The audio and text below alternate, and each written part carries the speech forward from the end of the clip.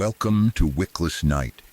There is something different about a night with no light at all, no candle burning, no lamp in the corner, just darkness, silence, and the feeling that something may be closer than it should be. Tonight's stories come from people who lived through moments they still cannot explain. A sound in an empty room, a stranger at the door, a shadow that moved when no one else was there. Before we step into the dark, leave a comment and tell me where you are listening from tonight.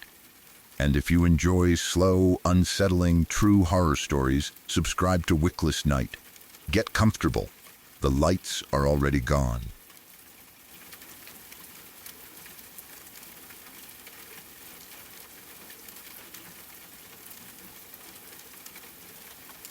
Me and a friend were sitting in a park one evening when we saw something in the sky that, even now, I still have trouble describing properly. It was around 10 at night. We were still in high school at the time, doing what high schoolers sometimes do when they want somewhere quiet to hang out without parents around. We had gone to the park, found a place to sit, and were smoking a couple of cigarettes while talking about whatever came into our heads. Nothing serious. School, people we knew, probably stupid jokes, just random conversation. There was nothing unusual about the night before this happened. We were not talking about ghosts. We were not discussing aliens. We were not trying to scare each other. I do not remember either of us being especially nervous. The park was just a familiar place where we could sit for a while. At some point, while my friend was talking, or maybe during a pause in the conversation, I happened to look up. I saw something moving across the sky. At first, I did not understand what I was looking at. There were lights, not one light, a group of small twinkling lights arranged in a shape. I stared at it for a few seconds, trying to decide whether it was an airplane, some kind of decoration, or something much farther away than it really was. Then, I pointed it out to my friend. I said something along the lines of, "What the hell is that?" He looked up, and immediately he saw it too. That is probably the main reason I have never been able to dismiss the experience as something my eyes invented. Whatever it was, there really was something visible in the sky. We were both looking at the same thing. The object, if I can even call it an object, looked like a circle made from twinkling lights. There was nothing obvious inside the circle. No solid body. No dark center that I could clearly see. Just the outline. Behind it was a long trail of more little lights. It reminded me of a tail. The best comparison I can make is something like a stingray, a rounded front with a long shape trailing behind it. But even that description is not perfect. It was not shaped exactly like an animal. It was more like the suggestion of one. A ring of lights in front, a tail-like trail behind, and the whole thing seemed to move in a smooth, flowing way. That movement was one of the strangest parts. It did not move like an airplane. It did not travel in a perfectly straight line. It seemed to swim. That is really the only word I have for it. The front moved forward while the tail seemed to follow naturally behind, almost as though whatever we were looking at was moving through water instead of air. At first, both of us assumed it was very high in the sky. That is what you normally assume when you see lights above you at night. You see a distant point, and your brain automatically places it far away. Maybe hundreds or thousands of feet up, maybe much farther. There were not enough reference points for us to judge, so we sat there watching it. Neither of us ran immediately. At that point, curiosity was stronger than fear. We were trying to understand it.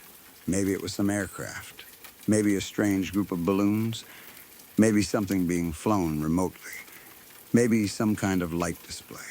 The word UFO technically could have applied because we could not identify it, but it did not look anything like the classic UFO people imagine. No metal disc, no saucer, no solid triangular craft. No bright lights attached to an obvious structure. It looked almost transparent because there was nothing visible between the lights. That made it harder to treat as a normal vehicle. We watched it continue across the sky. Then it turned. Not a gentle bank like an airplane. From our perspective, it made a U-turn and started coming back. That got our attention. We both kept staring. It was heading back toward our part of the park, and as it came closer, our sense of scale changed. That was the moment the experience went from strange to frightening. We realized it might not be high in the sky at all. It seemed low, very low. The closer it came, the more obvious that became. Eventually, it passed almost directly over us, and from where we were sitting, it looked like it was maybe 10 feet above our heads. That is my memory of it. Maybe the actual distance was greater. Nighttime depth perception is terrible, especially with an unfamiliar illuminated object. I had nothing beside it to measure against. No building directly behind it. No tree branch touching it. No ruler in the sky. So I cannot honestly claim that 10 feet is an exact measurement. But it felt close. Close enough that whatever calm curiosity we had vanished. We ran. There was no discussion. No attempt to get closer. No standing there trying to be brave. We took off. We ran like hell. I remember that rush of realizing something we thought was far away was apparently right above us. That alone is deeply unsettling. Something in the sky feels safe when it is distant. An airplane thousands of feet up is normal. A strange shape 10 feet over your head is completely different. You suddenly feel exposed. Even if the thing is small, even if it is harmless, your body does not wait for an explanation. It just tells you to move. The strange part is that I still do not think it was some kind of alien spacecraft. That is not what I mean when I tell the story. It did not look solid enough. It looked like an outline made of lights. The circular front was empty. The tail was just another line or group of twinkling lights behind it. If someone asked me to draw it, I could probably sketch the general shape, but I would have trouble making the drawing communicate how strange the movement was. That was more important than the shape itself. It seemed to swim, almost like a jellyfish or stingray moving through the air. That is the part I wish I could describe better. It was smooth, not mechanical, not jerky. The lights moved together enough that they clearly seemed connected, but the entire formation had a softness to it, almost like the shape could bend. Of course, that impression may tell me something about what it really was. One ordinary possibility is some kind of illuminated kite. That is one of the explanations I have thought about the most. Kites can look incredibly strange at night. If someone attaches LEDs to the outline of a kite and its tail, the body can become invisible against the dark sky. All you see are lights. A circular or ring-shaped kite could produce the front. A decorated tail could produce the line behind it. Wind would make it drift and sway in ways that look almost alive. From a distance, it could seem to swim. A kite can also make wide turns and come back over roughly the same area because it is tethered.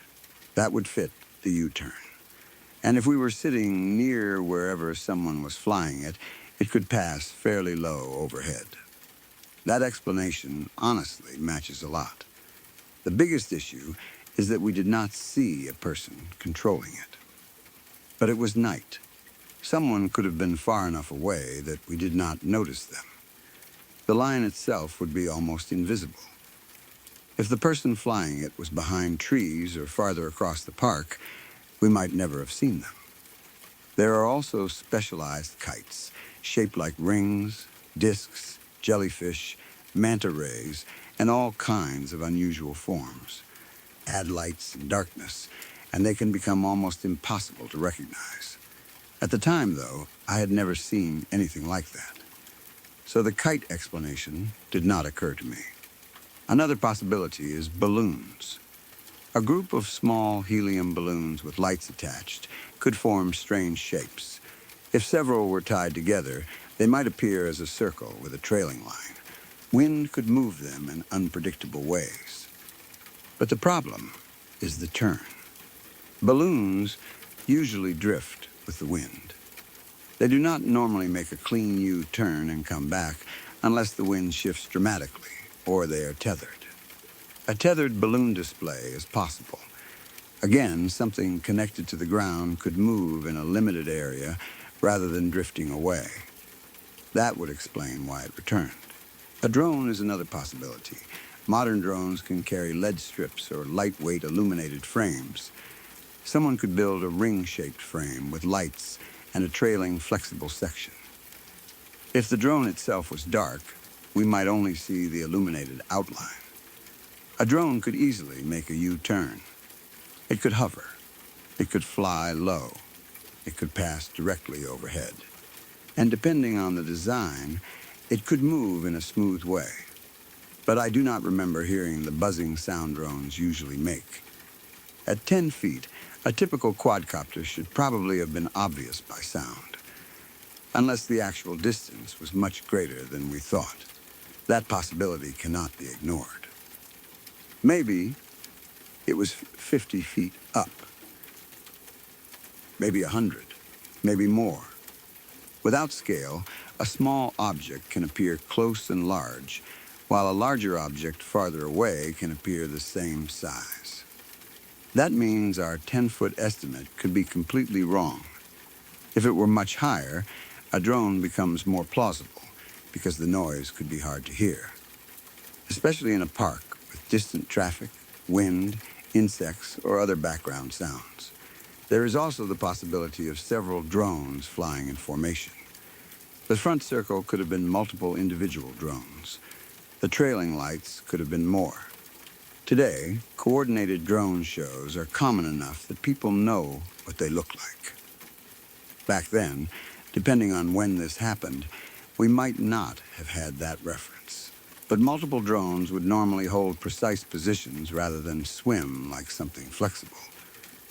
Still, perception could transform small formation changes into a more organic-looking motion. Another explanation is a powered paraglider, model aircraft, or radio-controlled flying object with lights attached. People build extremely unusual RC aircraft. Some are shaped like animals. Some use flexible materials. Some are deliberately designed to look like UFOs at night. If the main structure were lightweight fabric, it might move in a wave-like way. Again, the dark sky would hide everything except the lights. That could create the impression of an empty circle. The problem with all these explanations is that they require us to have seen something uncommon enough that neither of us recognized it. But uncommon does not mean impossible. A person only needs to encounter one weird hobbyist once for the experience to become a lifelong mystery. Maybe someone nearby had built an lead kite. Maybe it was a festival toy. Maybe a custom RC craft. Maybe something completely ordinary to the person operating it. To us, it was unlike anything we had ever seen. The twinkling itself is also worth considering. Were the lights really blinking independently? Or did they only look like they were twinkling because they were moving? Small LEDs can flicker slightly when viewed at distance. They can also appear to twinkle if fabric moves in front of them. If the lights were attached to a flexible kite or tail, their angle toward us would constantly change. 1 second a light points directly at our eyes and appears bright. Then the material twists and it dims. That can create a twinkling effect without the lights actually switching on and off. The fact that the entire thing seemed to swim supports something flexible. A rigid aircraft should hold its lights in fixed positions. A kite or fabric structure can bend. The tail can curve, the front can tilt. The whole shape can look alive. That may be exactly what we saw. There is also a phenomenon with illuminated objects at night where your brain stops seeing the invisible connecting structure. During the day, if you see a kite with lights attached, You see the kite first. The lights are decoration. At night, the fabric disappears. Now the lights become the object. The brain has to guess what connects them. If there is no visible material in the center of a circular frame, you may genuinely perceive an empty ring floating through space. That sounds very close to my memory. The shape itself may not have been mysterious at all, only hidden by darkness. Another possibility is a flock of birds. This explanation sounds strange because birds do not normally twinkle. But if the birds were illuminated from below by city lights, moonlight, or some other source, individual wings could flash as they turned. A flock can move in flowing shapes. It can make sudden turns. It can pass low overhead. And a long formation could look like a body with a tail. However, the lights we saw seemed too distinct and too regular for reflected birds, at least from what I remember. I would put that explanation lower on the list. Insects can create strange, sparkling formations under certain lights too. But again, the clear circle and tail pattern seems too structured. There could have been a projector or laser involved. If someone were projecting lights onto low fog or thin cloud, shapes could appear to move in the sky. But the object seemed to pass right over us at low altitude. That makes projection less likely. There would also need to be some surface for the light to hit. I do not remember fog. And the shape had enough continuity that it seemed like something physically moving through the air. The U-turn is another detail that makes a tethered object attractive as an explanation. A free-moving aircraft can obviously turn, but a kite naturally changes direction within a limited zone. It can move across the sky, swing back, dip, rise, pass overhead, then drift away again. To someone who does not see the string, it appears self-propelled. That could easily look like swimming. Maybe the wind was causing the movement we thought was intentional. The tail would follow behind because that is exactly what a kite tail does. A circular kite with a long illuminated tail is almost embarrassingly close to the description. The problem is that I cannot remember seeing any fabric at all, even when it was directly overhead. But if it was truly night and the material was dark, I might not have. Our eyes were focused on the lights. The center would appear black because the sky behind it was black.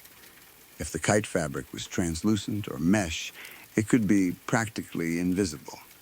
That would create the empty circle effect. My friend and I also may have influenced each other's interpretation.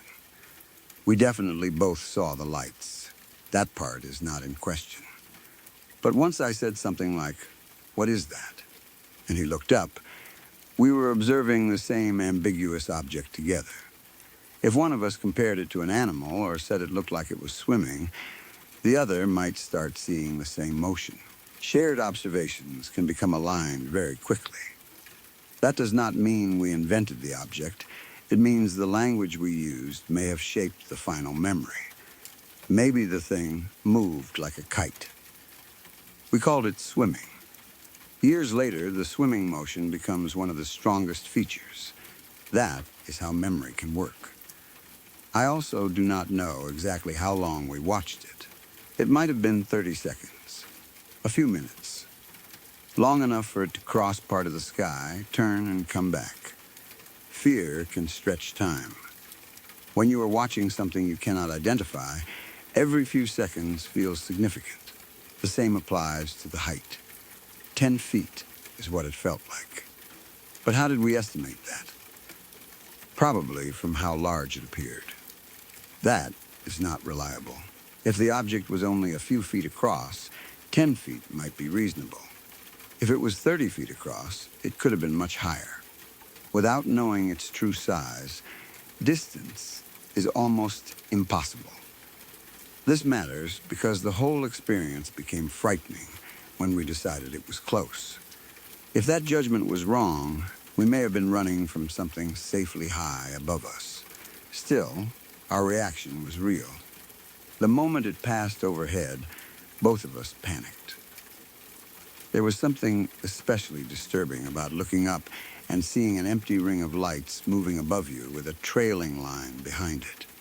It seemed too low, too quiet, too organic. The fact that there was no visible body made it worse. If I had seen wings, I would have thought aircraft. If I saw fabric, kite. If I heard propellers, drone. But all the normal identifying information seemed absent. There were only lights describing a shape. That allowed imagination to fill in the rest. I think that is why I have always resisted calling it a UFO in the usual sense. Technically, it was unidentified and flying. But saying UFO makes people imagine a spacecraft. That is not what I saw. I saw something much stranger in shape, but also possibly much more ordinary. It could have been a toy, a kite, a balloon, some handmade illuminated object. There was nothing about it that suggested metal, nothing that suggested engines, no impossible acceleration, no beam, no landing, no interaction with us.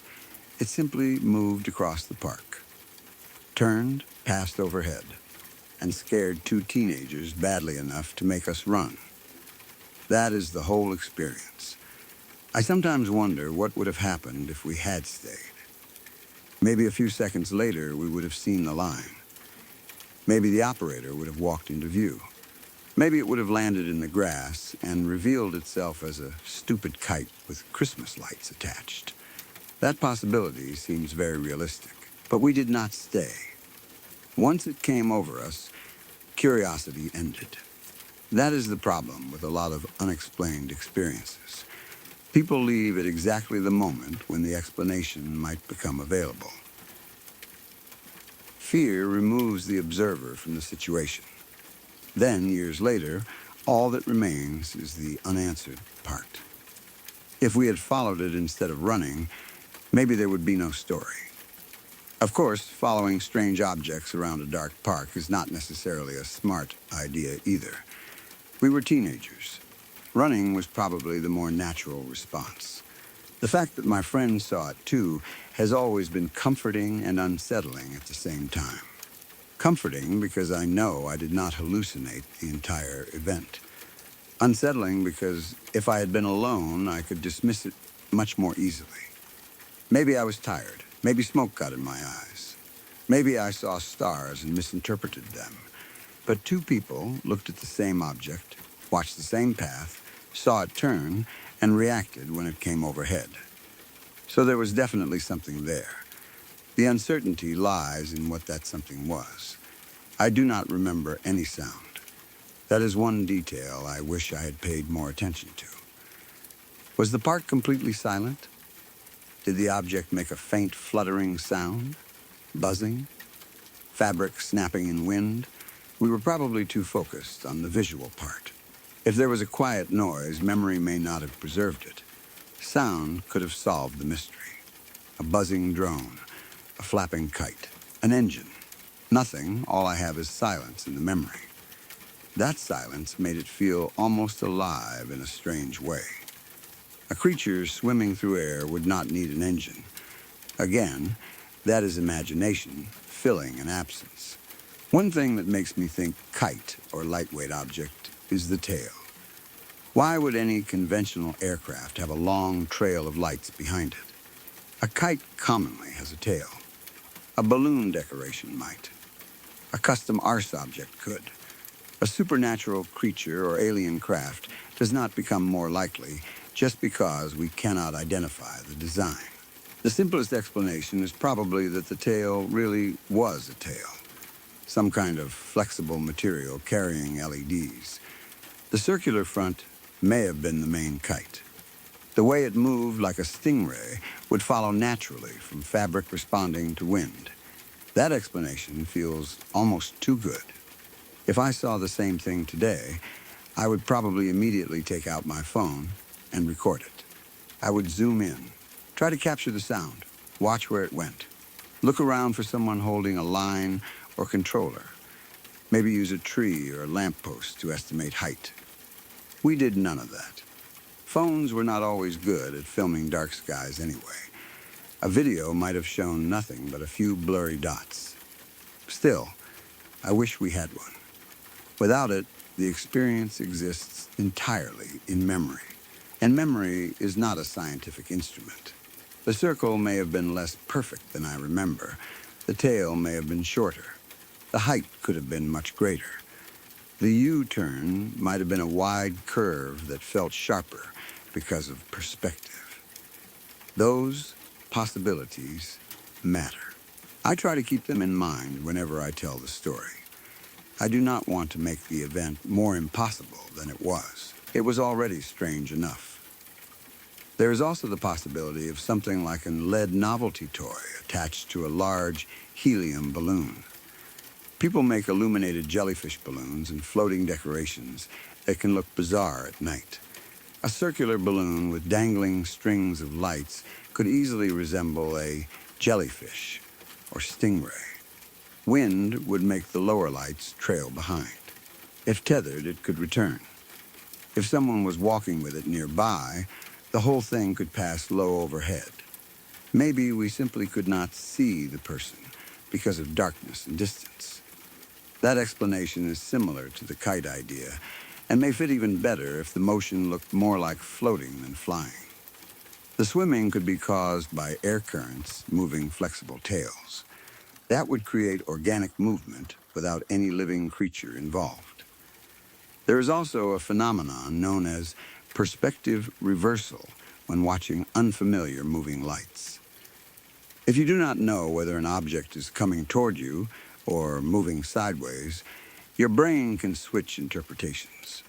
A distant object can suddenly seem close. A wide turn can seem like a U-turn directly toward you. As the apparent size changes, you may feel it is rapidly descending. Maybe the object never passed 10 feet above us. Maybe it stayed at a similar altitude, and our brains changed the perceived scale once it turned. That could explain the sudden panic. We thought we had learned something new about its distance. In reality, we may only have changed our interpretation. Nighttime skies are especially bad for judging that. Pilots train specifically because visual illusions at night can be convincing. 2 teenagers in a park had no such training, so I do not trust our distance estimate very much. But I trust the shape more. A circle of lights, a trailing line. That is what both of us focused on. If I had to rank explanations now, I would probably put some kind of illuminated kite, balloon, or lightweight remote-controlled object at the top. Those possibilities explain the lack of visible center, the tail, the low apparent altitude, the U-turn, and the swimming motion without requiring anything impossible. Maybe someone was having fun in the same park and accidentally scared the hell out of us. They may have had no idea we were even there. From their perspective, they were flying a cool, illuminated kite at night. From our perspective, some glowing stingray-shaped thing came out of the sky. That difference is almost funny now. At the time, there was nothing funny about it. The second we realized it seemed to be directly above us, our entire bodies reacted. I remember scrambling up and running. I do not know which of us started first. Probably both. We did not look heroic. We did not stand our ground. We ran like terrified kids because that is exactly what we were. I think the cigarettes were forgotten. The conversation definitely was. Everything became about getting away from that thing. Once we were farther from the park, I remember trying to talk about it. What was that? Did you see the circle? Yes. Did you see the tail? Yes. Did it come right over us? Yes. The agreement made it real enough that neither of us could simply laugh it off immediately. But we also had no answer. And when there is no answer, your mind starts producing increasingly strange possibilities. Some kind of animal? Impossible? A flying object? Probably, but what kind? Something paranormal? Aliens? We had no evidence for any of those. Only a pattern of lights. I think people often jump too quickly from "I cannot identify this" to "it must be something extraordinary." I do not want to do that. There is a huge category between ordinary things you recognize and impossible things.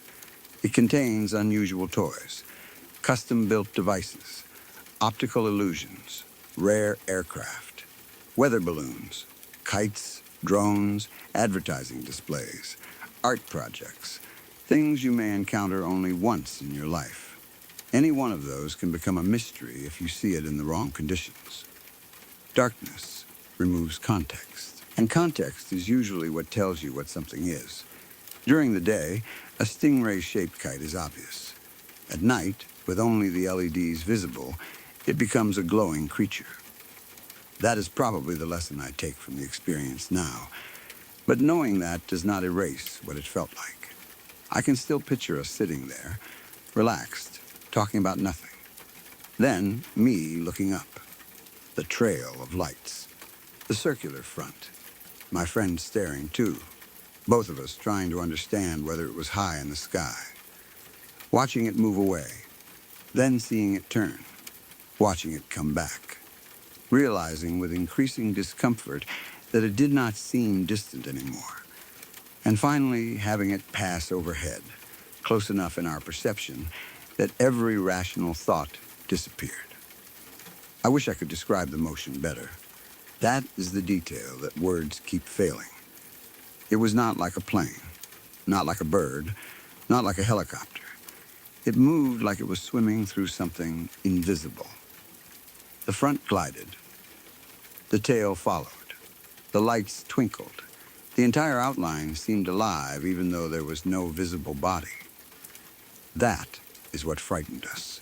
Maybe fabric and wind created that exact effect. Maybe there is a completely normal object that would make me laugh if somebody showed it to me now. I hope so. I would actually love to see one. There would be something satisfying about finally saying, that is it. That is exactly what we saw. Then, the mystery could end. Until then, all I can honestly say is that two teenagers sitting in a park saw the same illuminated object or formation moving overhead. It was real enough for both of us to track. It looked like a circular outline of twinkling lights with a long, illuminated tail. It changed direction. It appeared to return over us at very low altitude, and it moved with a flowing motion that reminded both of us more of something swimming than something flying. We ran. Nothing followed us. Nothing happened afterward. There were no missing hours, no strange marks, no later encounters. The object did not return, as far as I know. That lack of escalation makes an ordinary explanation even more likely. It was probably simply passing through the area or being flown by someone. We happened to be beneath it. Wrong place, right time for a weird story. I still do not call it a spacecraft. I do not call it a creature. I do not claim it was paranormal. I would rather leave it unidentified than force an explanation that the evidence does not support. But I also will not pretend it was not one of the strangest things I have ever seen. The memory has lasted because of how suddenly our understanding of it changed. At first, some lights high in the sky. Then, something shaped like a ring with a tail. Then, it is turning. Then, it is coming back. Then, wait, that is not far away. Then, it was above us. That progression is what turned curiosity into fear. If it had simply continued across the sky and disappeared, we might have forgotten it. The return made it personal, even if it was not. It felt like the object had changed direction and come toward us. That may have been coincidence. A kite swinging back in the wind has no interest in the people underneath it. A drone operator may not even see two kids sitting in the dark. But human brains interpret approaching movement as intention. It came back. Therefore, it came back for us. That thought probably triggered the running more than anything else. Now I understand that distinction. Something can move toward you without choosing you. The wind can do it. A tether can do it. A flight path can do it. No intention required. Still, if I were placed back on that bench at 10 o'clock at night and saw the same lights making the same turn, I am not sure adult logic would keep me sitting there.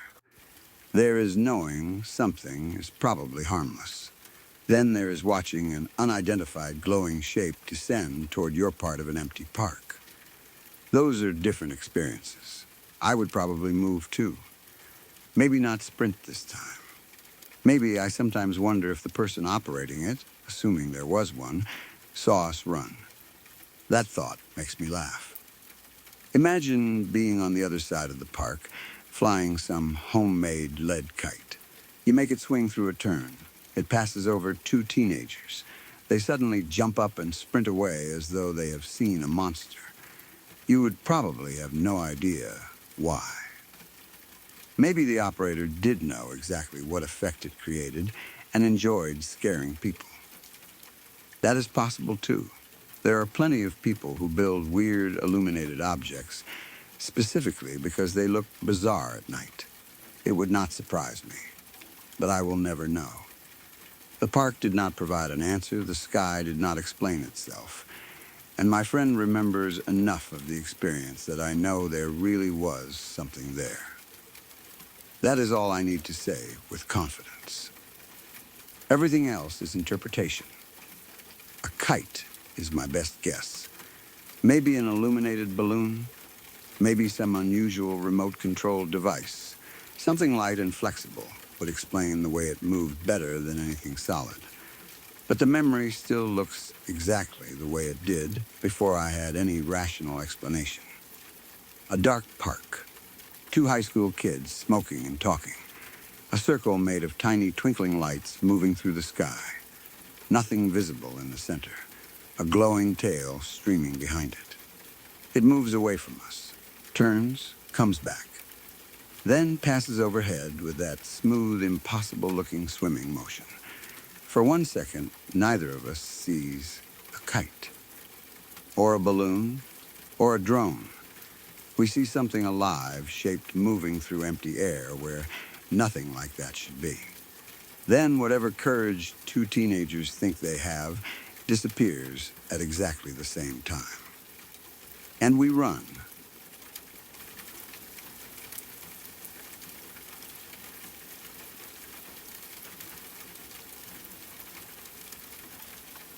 When I was in high school, my girlfriend at the time and I usually hung out at my house.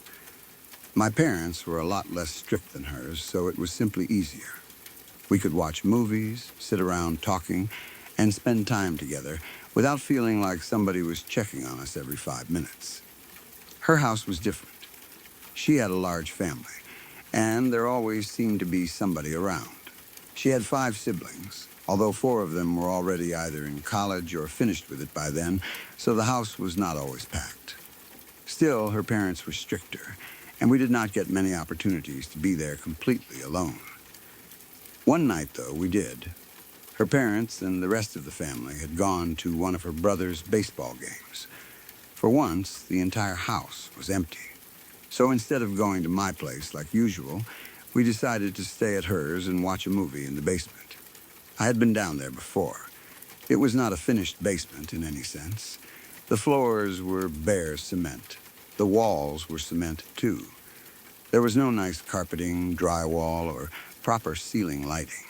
Instead, there were simple, bare light bulbs hanging at different points around the basement, each one controlled by a pull string. If you wanted a light on, you had to physically walk over to it and pull the string. There were no normal wall switches that controlled all of them. That detail is important because of what happened later. The basement was not completely empty. Her family had put a few couches down there facing a television, so there was enough of a setup to watch movies. But most of the basement was used for storage. And because my girlfriend came from a large family, there was a lot of old stuff. Toys, especially. Dolls, dollhouses, toy cars, boxes, random things her siblings had outgrown but nobody had thrown away. Most of it was pushed against the walls in piles. Nothing was stacked high enough to hide a person. It was mostly knee-high clutter. But in the dark, all those old toys gave the basement a creepy atmosphere, whether you believed in anything paranormal or not. There's something about dolls sitting in a dark, unfinished basement that automatically feels wrong. Especially old dolls. Their faces catch whatever little light is available. Sometimes you glance toward one and think it is looking directly at you. Of course, that is just how dolls are designed. Their eyes seem to follow you because of perspective. But knowing that does not make a basement full of them particularly inviting. There was another detail down there that I had always hated. On one of the walls, toward the far corner of the basement, someone had written the name Mary in large red letters. I had no idea who Mary was. My girlfriend did not either. The writing had already been there when her family moved into the house. She had grown up with it, so it did not seem to bother her. To her, it was basically just part of the basement. A weird old thing the previous owners had left behind. I thought it was creepy as hell. There was nothing especially elaborate about it. No pentagram. No symbols. No message underneath. Just Mary. Large, red, written on a cement wall in the corner of an unfinished basement, surrounded by old children's toys. If somebody had designed a horror movie basement intentionally, they probably would have added exactly that. I used to joke about it sometimes. My girlfriend would roll her eyes. She did not believe anything strange was connected to it. As far as she knew, maybe some kid named Mary had lived there years ago and written her name on the wall. That was probably the explanation. Still, I never liked looking at it. That night, we turned off the basement lights and put on a movie. I do not even remember what movie it was anymore. That part of the night disappeared from memory because of what happened afterward. We sat on one of the couches facing the television. The screen provided some light, but the basement itself was mostly dark. Behind us were the storage areas. The dolls, the old toys, the red name on the wall, and farther back, in the corner near that area, one of those hanging bulbs with its pull string. At first, everything was normal. The house was quiet because nobody else was home. We watched the movie, talked a little, relaxed. There was no strange sound, no footsteps upstairs, no doors moving, nothing. Eventually, like teenagers left alone together often do, we stopped paying much attention to the movie. We started making out. I do not know how long we were distracted. Probably not very long. A few minutes, maybe. I was not exactly checking the clock. At some point, I opened my eyes. Something was different. The basement was brighter. For a second, I did not understand why. Then, both of us seemed to notice it at almost the same time. We stopped, turned around, and looked behind the couch. The light in the far corner of the basement was on, not the bulb near us, not something coming from upstairs, the actual pull string bulb in the corner, right near the piles of old toys, right past the section of wall with Mary written in red. It was glowing normally, as if someone had walked over and pulled the string. Neither of us moved for a second. I think we were both trying to process the same problem. That light had been off. Now it was on. And neither of us had turned it on. There was no remote switch, no motion detector, no automatic timer, as far as we knew. The only way to activate that bulb was to physically pull the string hanging beneath it. My first thought was that someone else had come into the basement. Maybe one of her siblings had come home early. Maybe her parents had returned quietly. Maybe someone was trying to mess with us. Then I realized that did not make sense. The basement had only one normal entrance: the stairs. And those stairs were old, very old.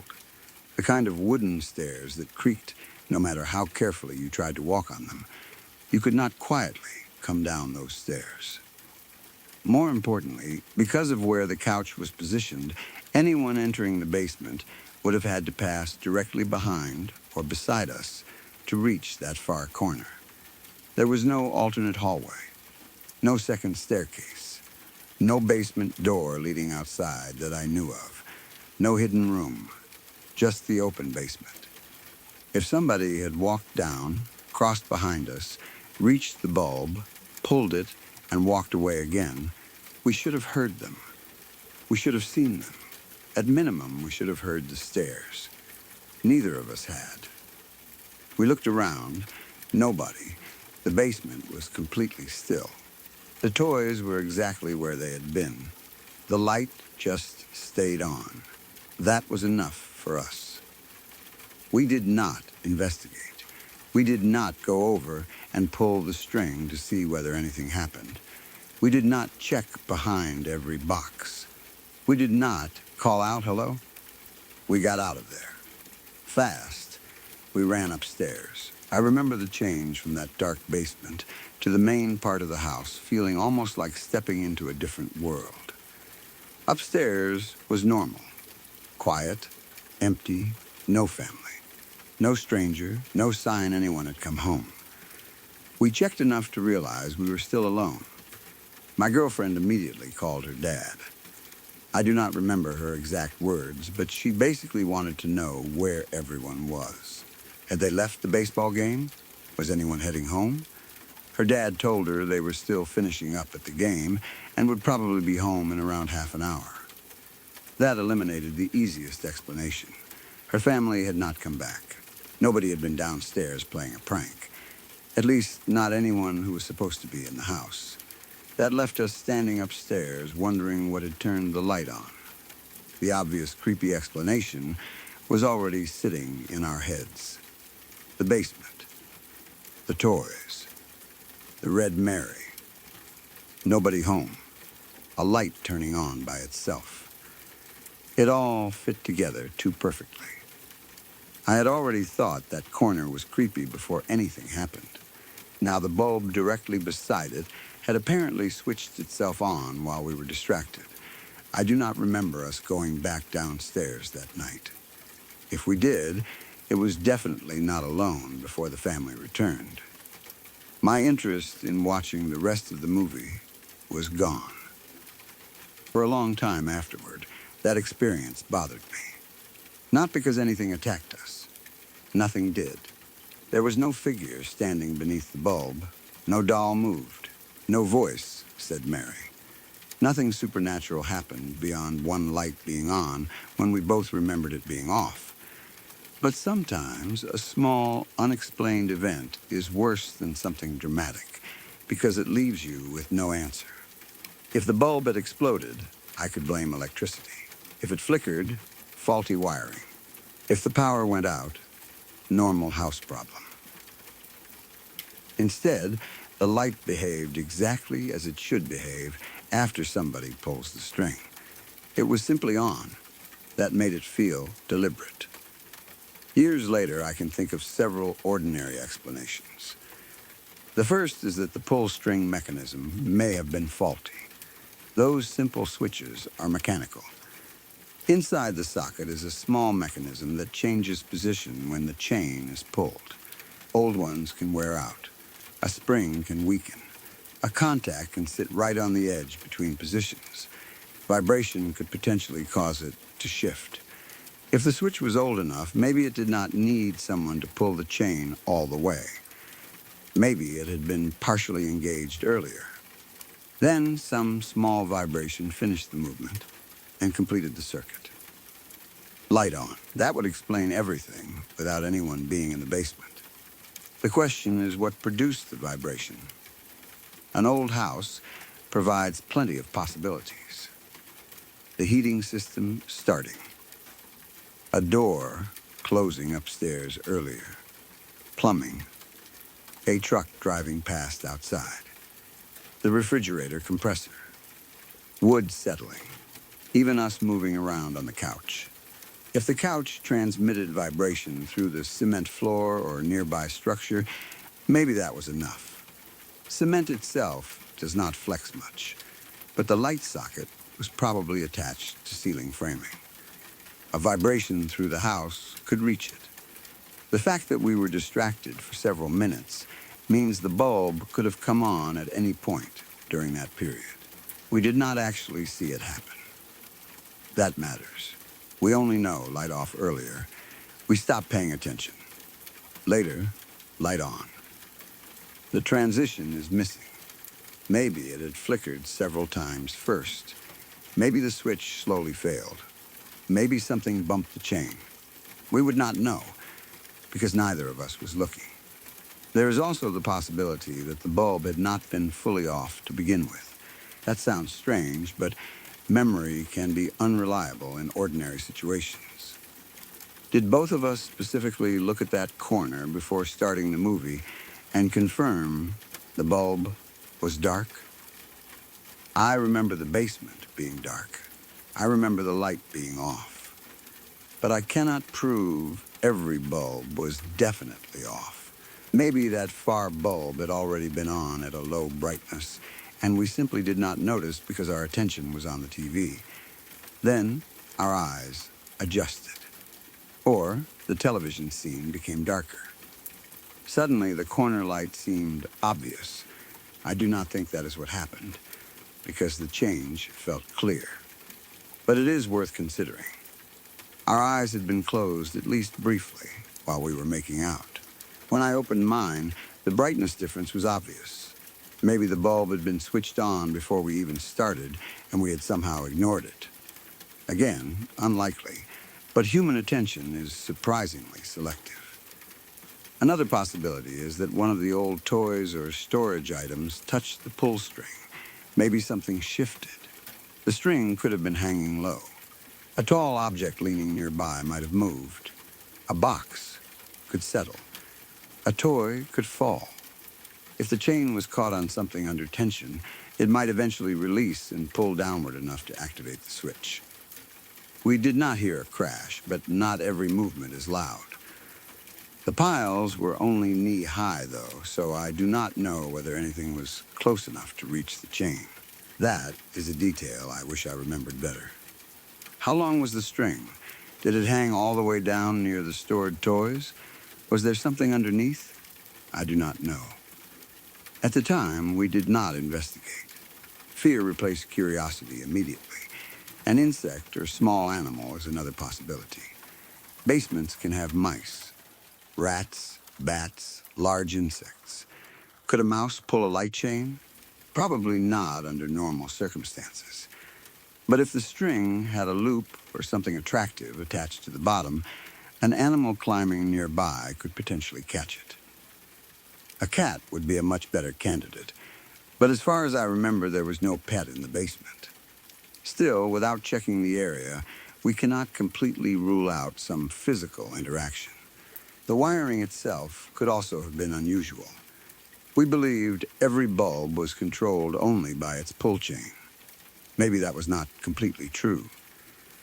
In old houses, wiring can be modified multiple times by different owners. A bulb might have had another switch connected somewhere. Maybe an old wall switch upstairs. Maybe a circuit controlled from another location. Maybe something in the electrical system temporarily bridged the contacts. My girlfriend's family lived there, so presumably they understood their own basement better than I did. She was convinced the pull strings were the only controls. But old houses can contain wiring nobody knows about. A previous owner could have changed things. That seems less likely, but still more likely than assuming a ghost pulled the chain. Then, there is the possibility of another person. At the time, we dismissed that quickly because of the stairs. Anyone entering the basement should have made noise. Anyone reaching the far corner should have passed us. There was nowhere obvious to hide. That reasoning is still pretty strong. But houses sometimes have entrances teenagers do not know about. A basement window, a utility access, a crawl space, a door behind stored items. I do not remember anything like that in this house. And if a stranger somehow entered just to turn on one light and leave without taking anything or confronting us, that would make very little sense. A family member sneaking back to scare us would be more plausible, but the phone calls seemed to confirm they were still away. Could one sibling have come home separately without the dad knowing? Possible, but again, they would have had to get downstairs quietly. And after turning the light on, where did they go? We ran upstairs immediately. We should have encountered them. There is no evidence anyone else was in the house. So I put that explanation low on the list. The name Mary is probably unrelated. That is important to admit. The light happened near the writing, so our minds connected them immediately. But we had no information about who Mary was. Maybe Mary was still alive. Maybe she had been a child of the previous owners. Maybe it was someone's middle name. Maybe a teenager wrote it as a joke. The color red made it look sinister. But red paint or marker is not evidence of anything paranormal.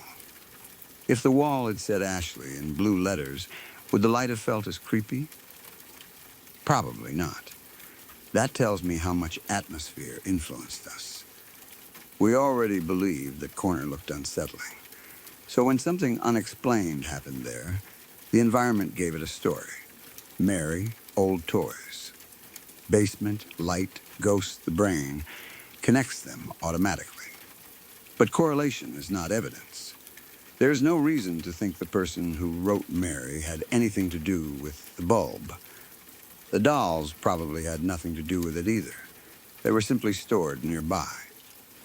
But they made the scene memorable. If the same bulb had turned on in a bright finished basement with exercise equipment and a washing machine, we probably would have been confused, but not terrified.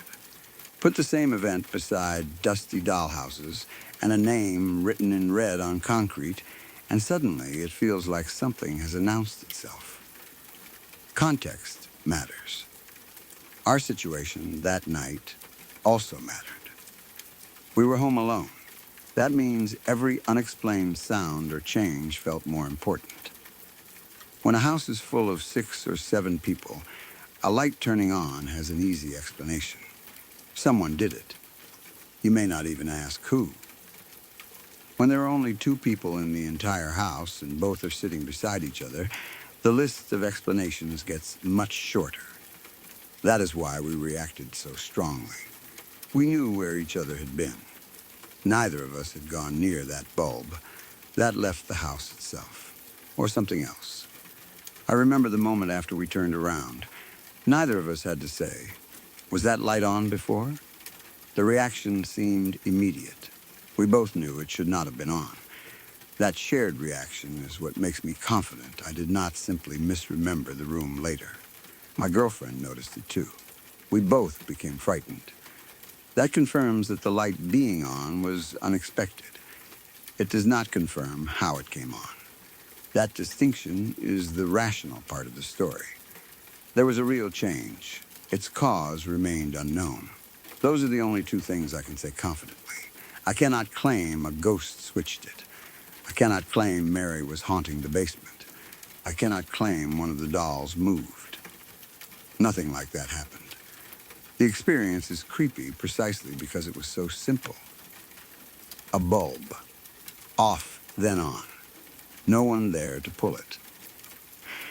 I think people underestimate how unsettling a small violation of expectation can be. If you hear a massive crash in a house, you immediately search for the cause. Something fell. A window broke. A shelf collapsed. There will probably be evidence. But a light quietly turning on is subtle. Nothing is damaged. Nothing is displaced. It simply changes the room. And if the switch requires physical movement, you cannot help imagining the missing action. Somebody standing under it, reaching up, pulling the chain. Click, that image appeared in my head even though I never saw it. The absence of a visible person almost makes the imagined action stronger. I think that is what scared me most. Not the light itself, the invisible step required to explain it. If the switch worked normally, something had to pull it. What? That question kept coming back. A faulty mechanism is still probably my preferred explanation. Mechanical switches fail.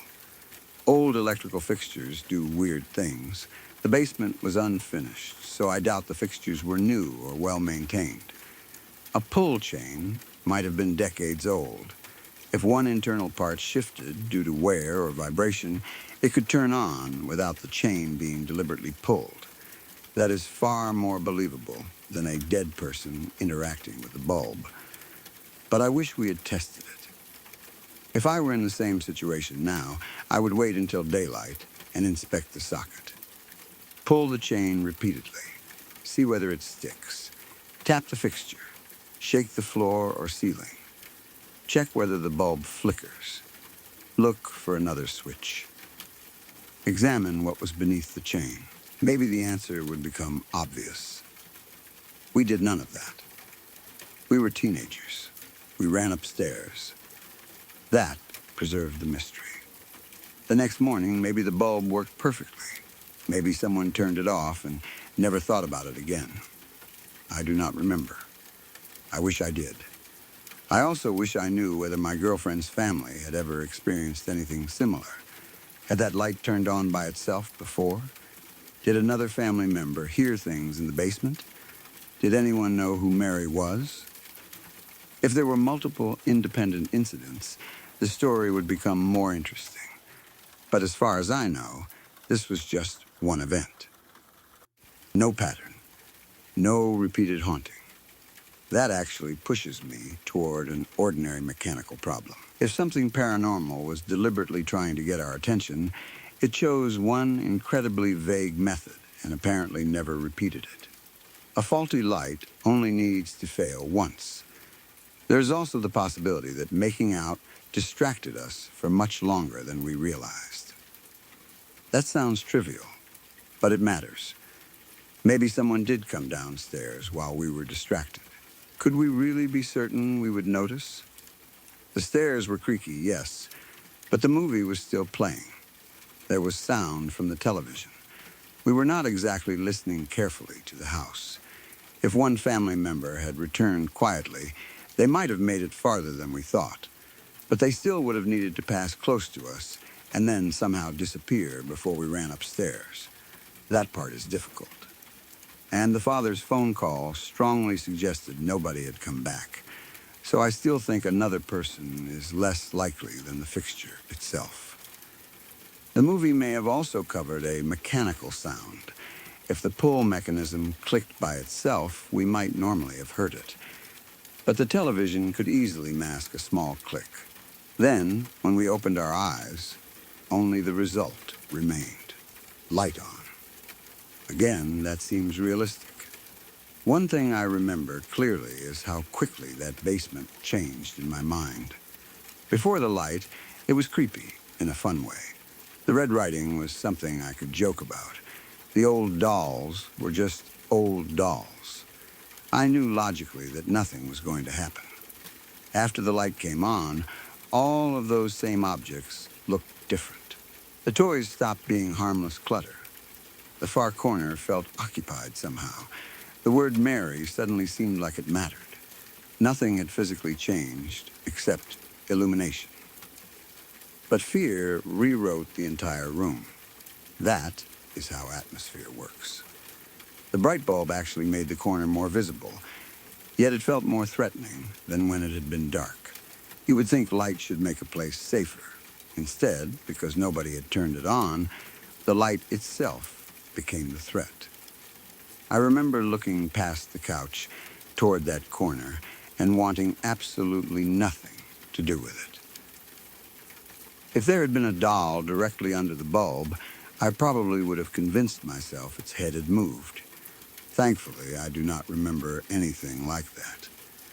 We did the sensible thing for scared teenagers. We removed ourselves from the situation. Running upstairs may seem dramatic now, but even if we suspected an actual intruder, leaving the basement was safer than investigating. The only thing I might do differently would be to get out of the house entirely until the family returned. At the time, once we confirmed upstairs was empty, we felt safer there. Maybe because there were windows, normal rooms, regular light switches. The basement felt separated from the rest of the house, like whatever had happened belonged down there. That feeling had no rational basis. If a real person had been hiding downstairs, they could come upstairs. If there were a ghost, walls presumably would not matter. But emotionally, the stairs felt like a boundary. Upstairs was safe. Basement was not. My girlfriend's call to her dad grounded us a little. The family was coming home soon, half an hour. That gave us something normal to wait for. I imagine we spent those 30 minutes listening for every sound from below. I do not remember hearing anything. No footsteps, no second light, no objects moving. Nothing followed us. By the time the family returned, the event was basically over. That is probably another reason nobody ever found an explanation.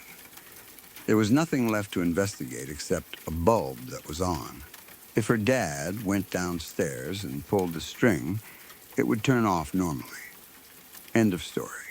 You cannot troubleshoot an unexplained event after the mechanism has returned to normal. Maybe he laughed at us. Maybe the family blamed faulty wiring. I cannot remember the reaction clearly. What remained was the experience between me and my girlfriend. We knew the room had been dark. We knew neither of us got up. Then suddenly that one bulb was shining over the far corner.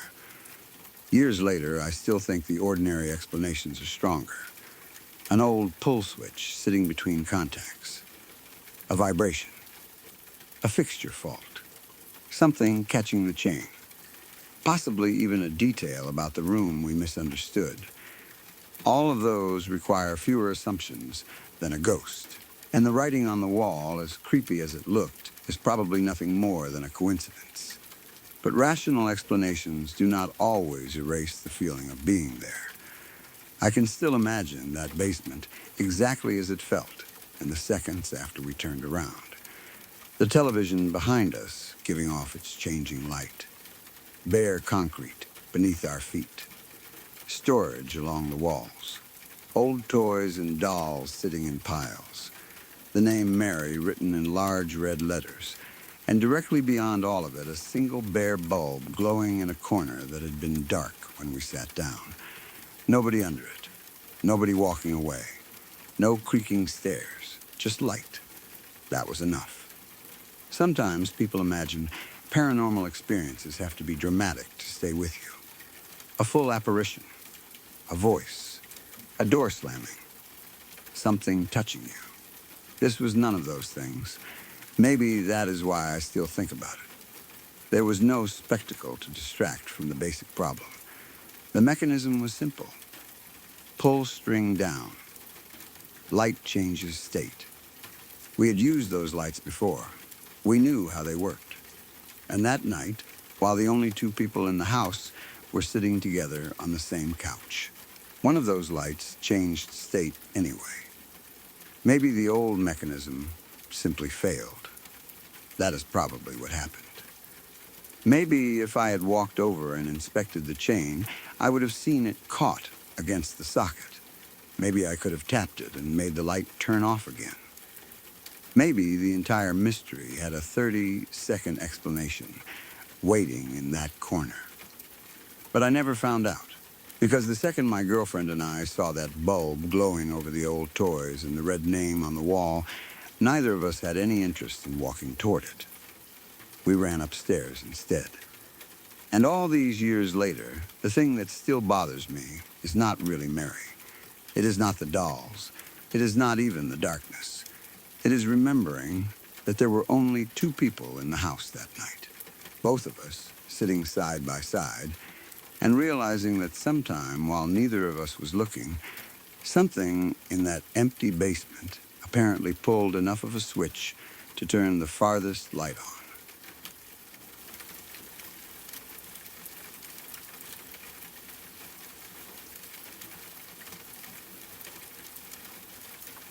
When I was 20 years old, something happened in my family just before my brother's wedding that completely changed the way I thought about spirits.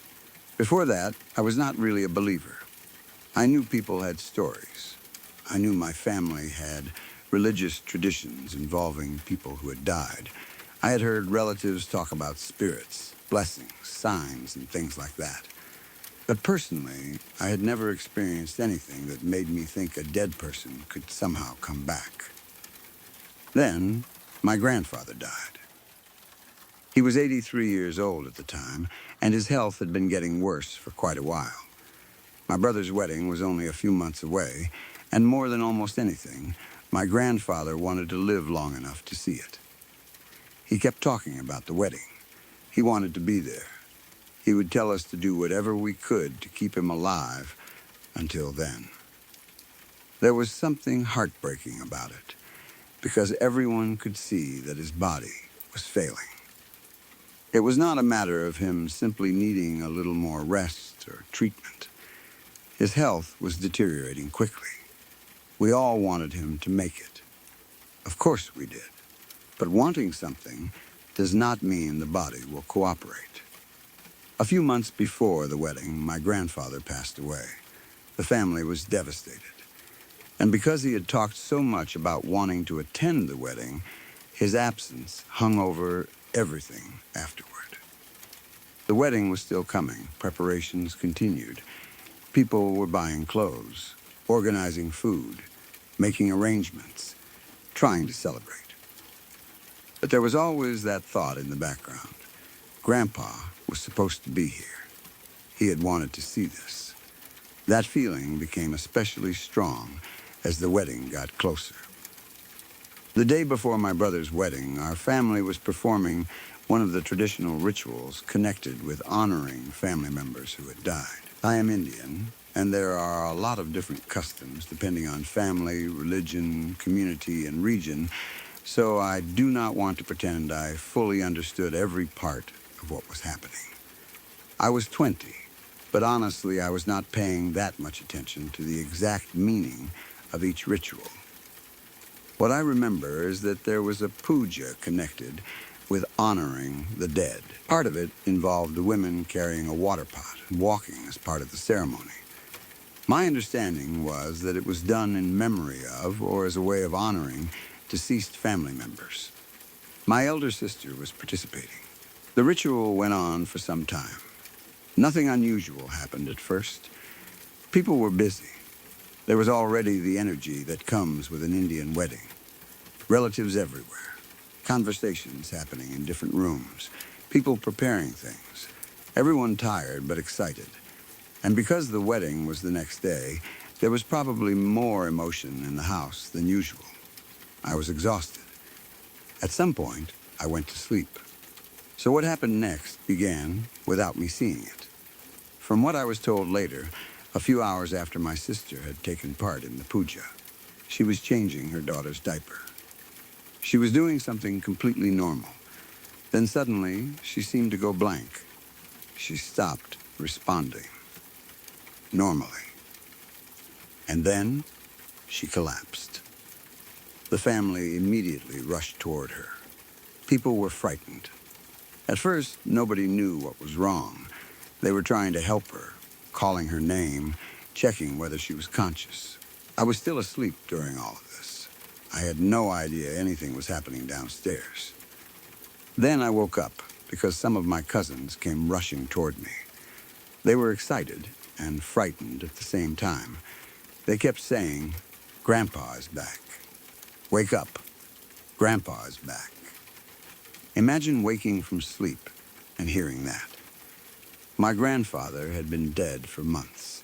There was a wedding the next day, and now several relatives were telling me he was downstairs.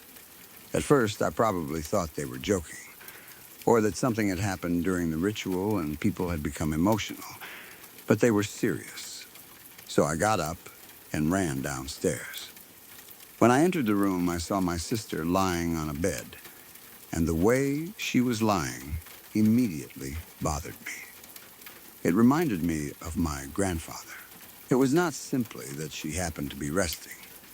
Her posture looked like his, the position of her body, the way she held herself, little details that were familiar to people who had spent years around him.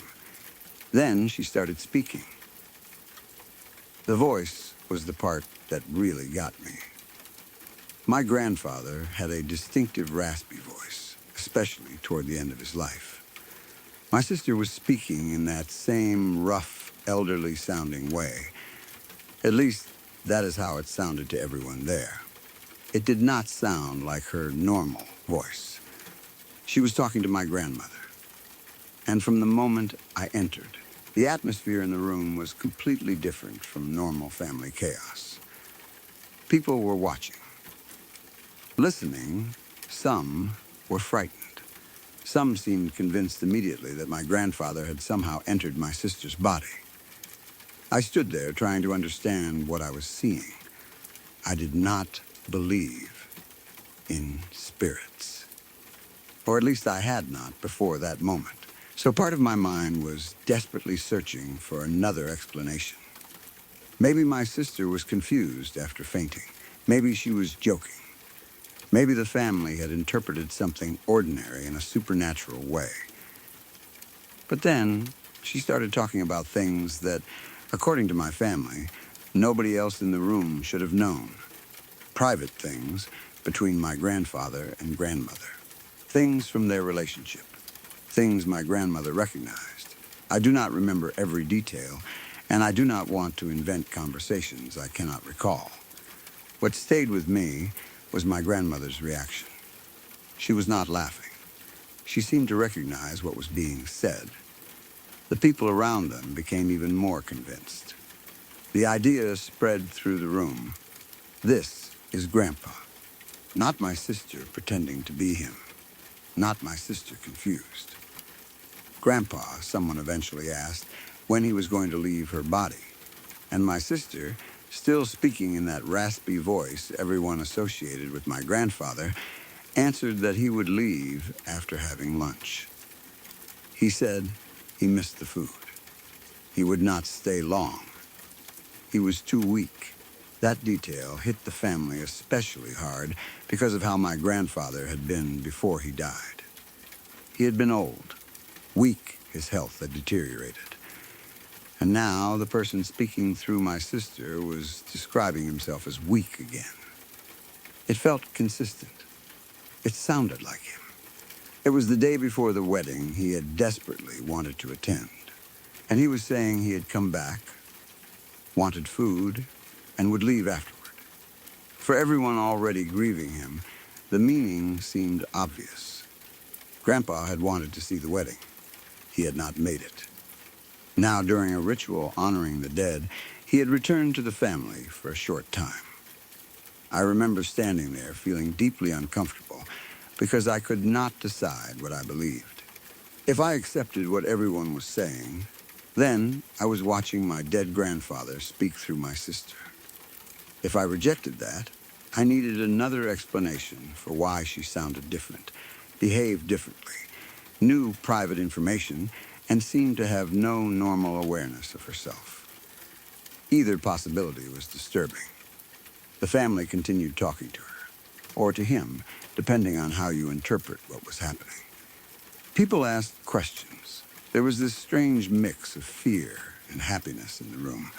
Some relatives seemed emotional because they believed they had one more chance to speak to my grandfather.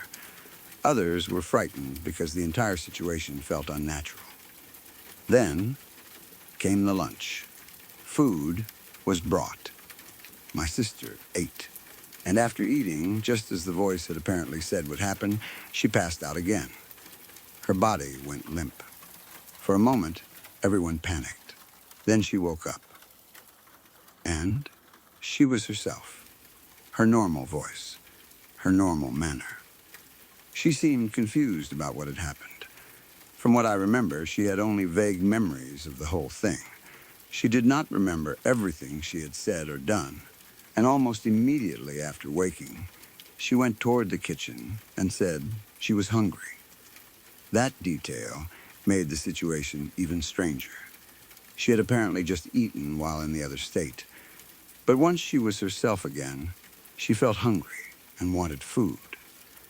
It was as though, from her perspective, the meal had not happened. That was the part of the story I had the hardest time dismissing. The whole sequence felt too complete. The ritual, honoring the dead, my sister, collapsing, the change in posture, the raspy voice, the private conversation with my grandmother, the statement that Grandpa would leave after lunch, eating, passing out, waking as herself, then being hungry because she barely remembered eating. It felt like something entering and leaving. At least, that is what it looked like from inside the family. For years afterward, this was the experience I thought about whenever someone talked about possession or spirits. Before that day, I would probably have dismissed stories like this. People see what they want to see. Religious families interpret fainting as possession. Someone subconsciously imitates a dead relative, that sort of thing. Afterward, it was harder to be dismissive because I had been in the room. I had heard the voice. I had seen the reactions.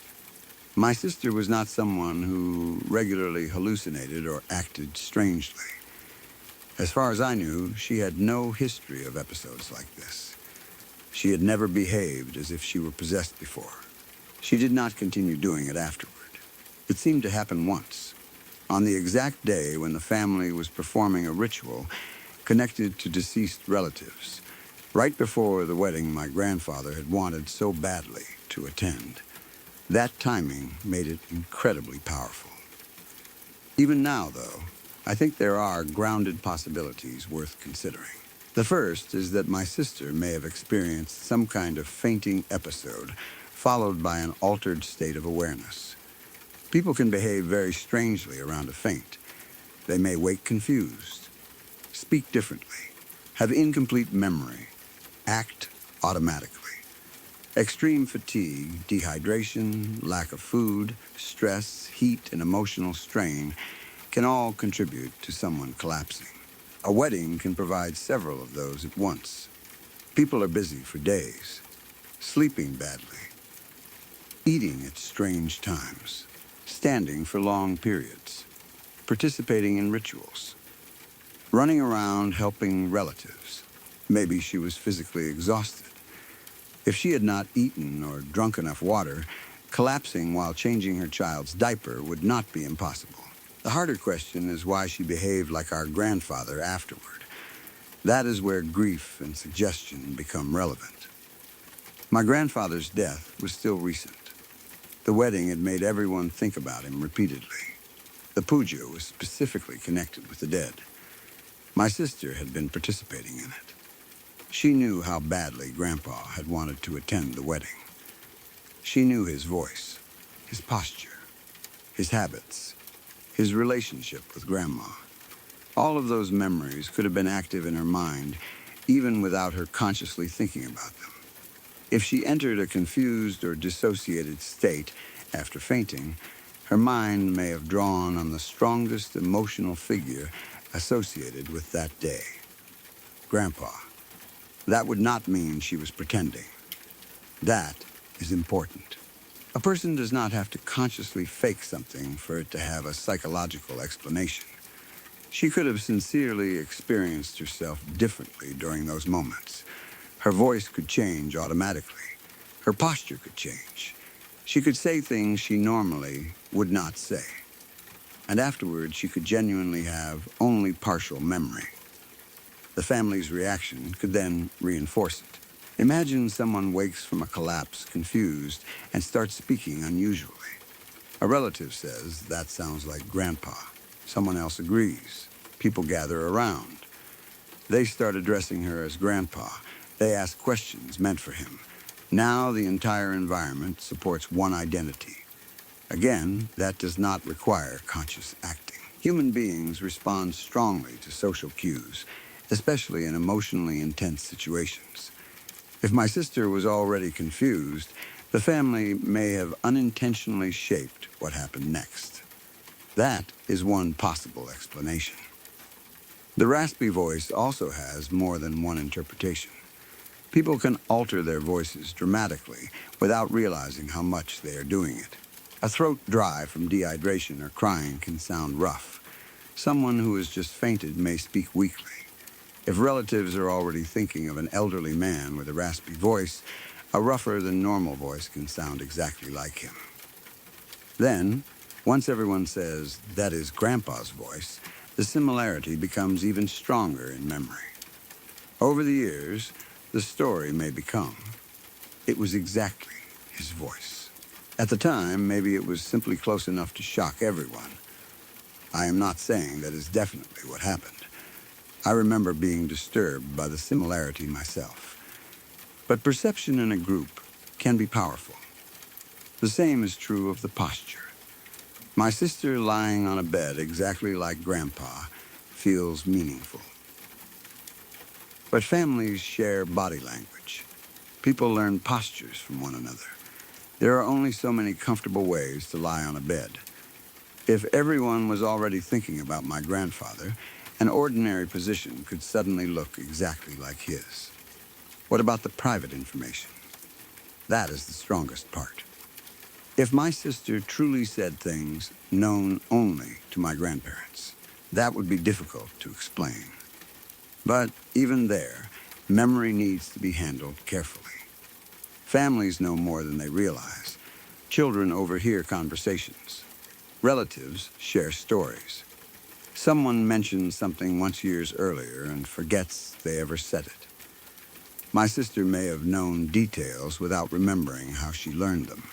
My grandmother may also have interpreted vague statements as more specific than they really were. That is not dishonesty. When you desperately miss someone, small familiar details hit hard. If my sister said something that sounded like a phrase Grandpa used, Grandma might immediately connect it with a private memory. Later, the family remembers. She knew things nobody else could possibly know. Maybe that is exactly true. Maybe not. I was not in a position to verify every claim independently. I had been asleep when the episode started. By the time I came downstairs, the entire family already had an interpretation. Grandpa is back. Those were literally the words that woke me. That means I did not enter the room neutrally. Before I saw my sister, I had already been told what I was supposed to be seeing. That matters. If my cousin had woken me saying, "Your sister fainted and is acting really confused," maybe I would have interpreted the same scene differently. Instead, Grandpa is back. Then I see her lying like Grandpa, hear a raspy voice, watch relatives speaking to her as if she is him. My brain is immediately searching for similarities. That does not make the experience fake. It means my perception of it was influenced before I even reached the room. The lunch part has grounded explanations too. Someone in an altered state can eat and later not remember doing it clearly. Memory gaps can happen around fainting, extreme stress, or dissociative experiences. Then waking later and feeling hungry would not be impossible. Perhaps she ate less than everyone remembers. Perhaps enough time passed. Perhaps the physical hunger sensation simply remained even though she had eaten. Hunger is not a perfect measurement of whether someone recently consumed food, but inside the story, the sequence feels much more dramatic. Grandpa says, "I'll go after lunch." She eats. She passes out. She wakes as herself. Then asks for food. It has a beginning, middle, and end. That structure naturally makes it feel intentional, almost like whoever was there fulfilled a promise and left. I understand why my family saw it that way. The timing of the wedding made the interpretation almost unavoidable. My grandfather had begged to stay alive long enough to attend. He died before he could. Then one day, before the wedding, during a ritual honoring dead relatives, a family member seems to become him. If you already believe spirits can return, that is exactly the kind of event that would confirm it. Even for someone skeptical like me, it was difficult not to wonder. But coincidence and emotional context can create powerful stories, too. The wedding was precisely when everyone was thinking about my grandfather most intensely. If my sister was ever going to have an altered episode centered on him, that would be the most likely time. So the timing can support both interpretations. Spiritual, he returned because the wedding was happening. Psychological, she embodied him because everyone was grieving him and thinking about the wedding he missed. Both explain why it happened then. That is why I cannot honestly say the event proves one or the other. I also do not think it is fair to describe my sister as crazy. She was not. Having one unexplained episode does not mean someone has a chronic mental illness. She returned to normal. She lived her life. As far as I know, nothing similar became a regular problem.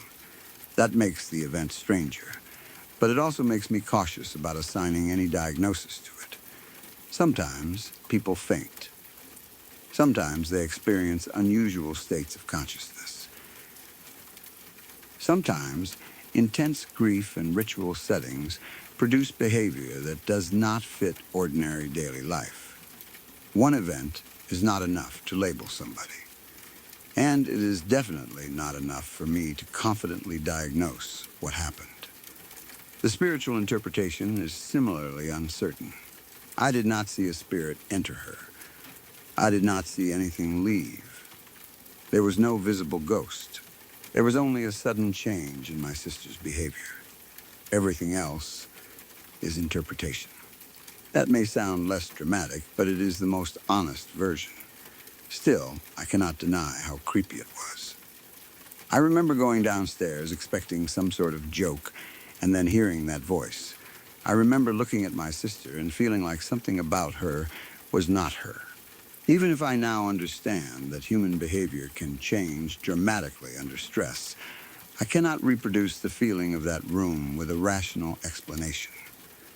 The entire family was focused on one person. My grandmother was speaking to her husband as though he were back. People were asking when he would leave, and the person answering looked like my sister, but sounded and behaved enough like my grandfather that nobody wanted to interrupt the moment. That is an intense thing to witness.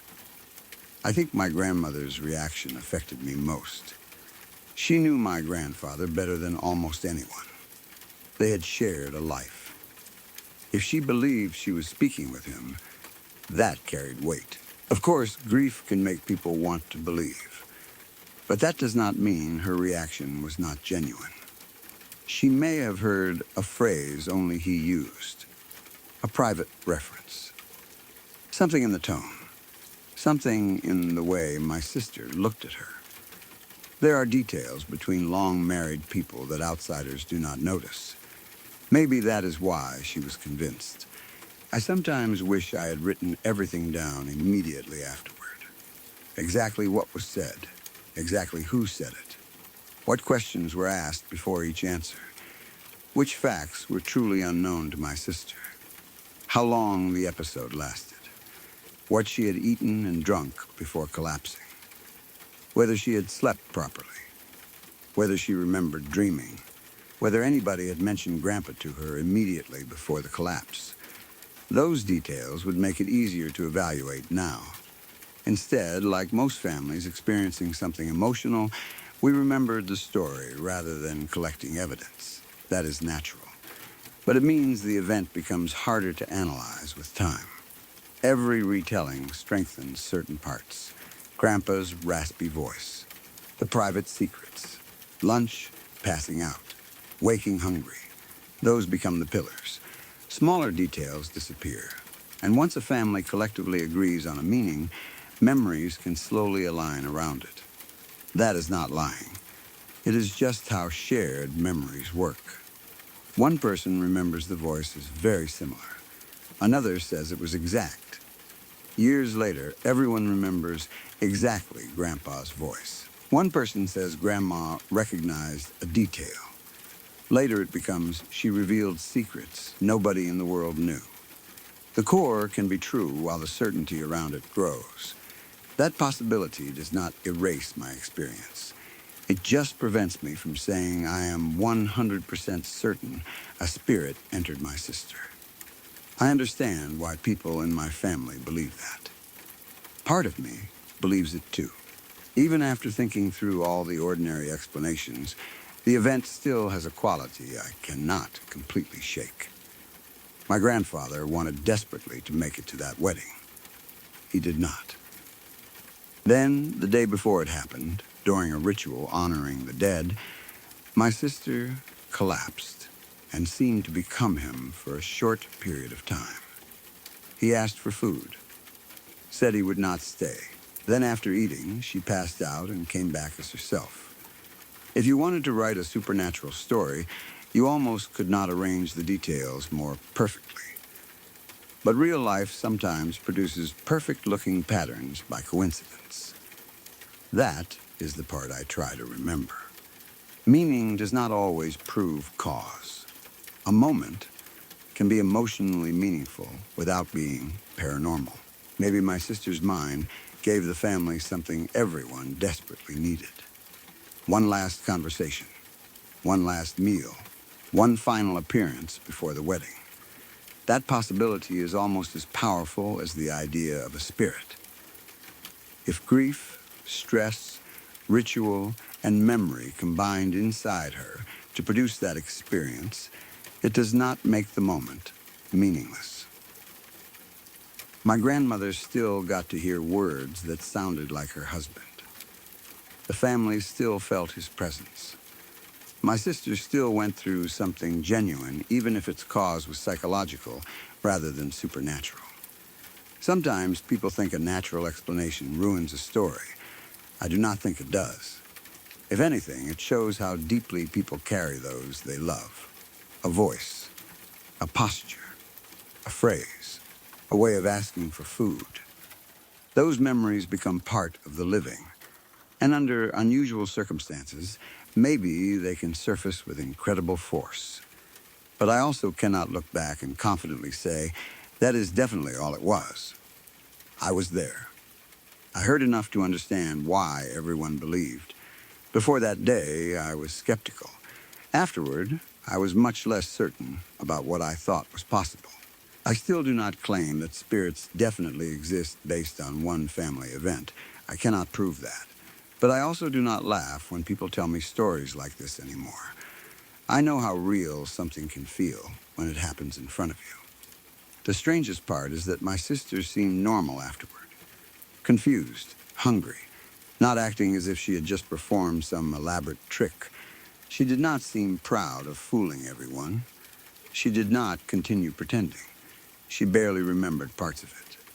Whatever happened, it seemed to happen to her as much as it happened to us. That matters to me. If she had later admitted, yeah, I was pretending to be Grandpa, the story would end. She never did. As far as she was concerned, there was a gap. That keeps the question alive. Sometimes I wonder what my grandfather would have thought about the whole thing. He wanted so badly to attend the wedding. If spirits exist, and he somehow found a way to be there through my sister, then the timing makes perfect sense. If they do not, then maybe the family's grief created the closest thing possible. His personality was so present in everyone's minds that for a short time it seemed to come alive again through someone who had known him. Either way, he was there in some form, at least emotionally. The next day, my brother got married. Life moved forward. There were celebrations, rituals, family, food, photographs, and all the usual chaos of a wedding. My grandfather was physically absent. But after what had happened the day before, I imagine everyone thought about him differently. It felt as though he had somehow managed not to miss the occasion completely. That is probably why the story has remained so strong in our family. It did not happen on some random Tuesday 6 months later. It happened right before the event he had begged to live long enough to see. That coincidence is hard to forget. I still have no perfect explanation. Maybe my sister fainted from exhaustion and entered a dissociative or confused state shaped by grief and the ritual. Maybe family suggestion reinforced an unconscious imitation of our grandfather. Maybe she knew more about his private conversations than anybody realized. Maybe memory made the similarities stronger over time. Those are all realistic possibilities. Or maybe, for a short time, something happened that I do not know how to explain with those possibilities. I leave room for that too. What I do not do anymore is say that a strange experience must have only one interpretation. I saw enough that day to understand why people believe in possession. I also know enough now to understand that the human mind can do extraordinary things under stress, grief, ritual, and expectation. I do not know which explanation fits my sister, and maybe I never will. But when I remember that day, I do not first think about theories. I remember being asleep upstairs with no idea anything unusual was happening. Then cousins shaking me awake, their faces excited and frightened. Grandpa is back. I remember running downstairs, my sister lying on the bed in a posture that immediately reminded me of him. The rough voice coming out of her mouth. My grandmother listening. Relatives gathering around. Everyone asking when he would leave, and that raspy answer. After lunch. I miss the food. I will not stay long. I am too weak. Then lunch. Another collapse. My sister waking as herself. And not long afterward, walking into the kitchen saying she was hungry, as though whatever had eaten through her body a short time earlier had not been her at all. Maybe there is a psychological explanation for every piece of that sequence. There probably is. But even now, when I put all of those pieces together and remember that it happened one day before the wedding my grandfather had begged to live long enough to attend, I understand exactly why everyone in that room believed, for a little while, that he had finally found a way to come back.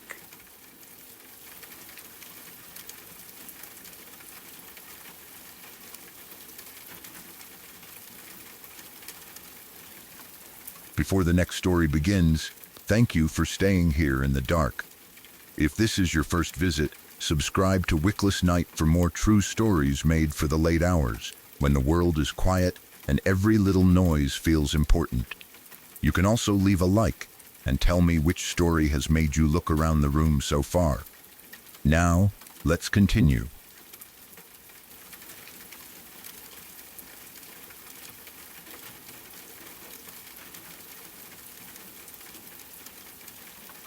When I was around 15 or 16, I used to spend a lot of time exploring abandoned buildings at night. Looking back, it probably was not the smartest hobby. At that age, though, the danger was part of what made it exciting. There was something about going into places that everyone else avoided, especially after dark. Empty factories, unfinished buildings, old commercial properties, places where windows were broken and plants had started growing through the cracks. During the day, they looked dead. At night, they felt different. Every sound became harder to identify. Every doorway looked occupied for half a second. You would hear metal shifting somewhere far away and immediately imagine footsteps. Most of the time, nothing actually happened. That was part of the game. You frightened yourself, explored for a while, then left with a story about how creepy it had been.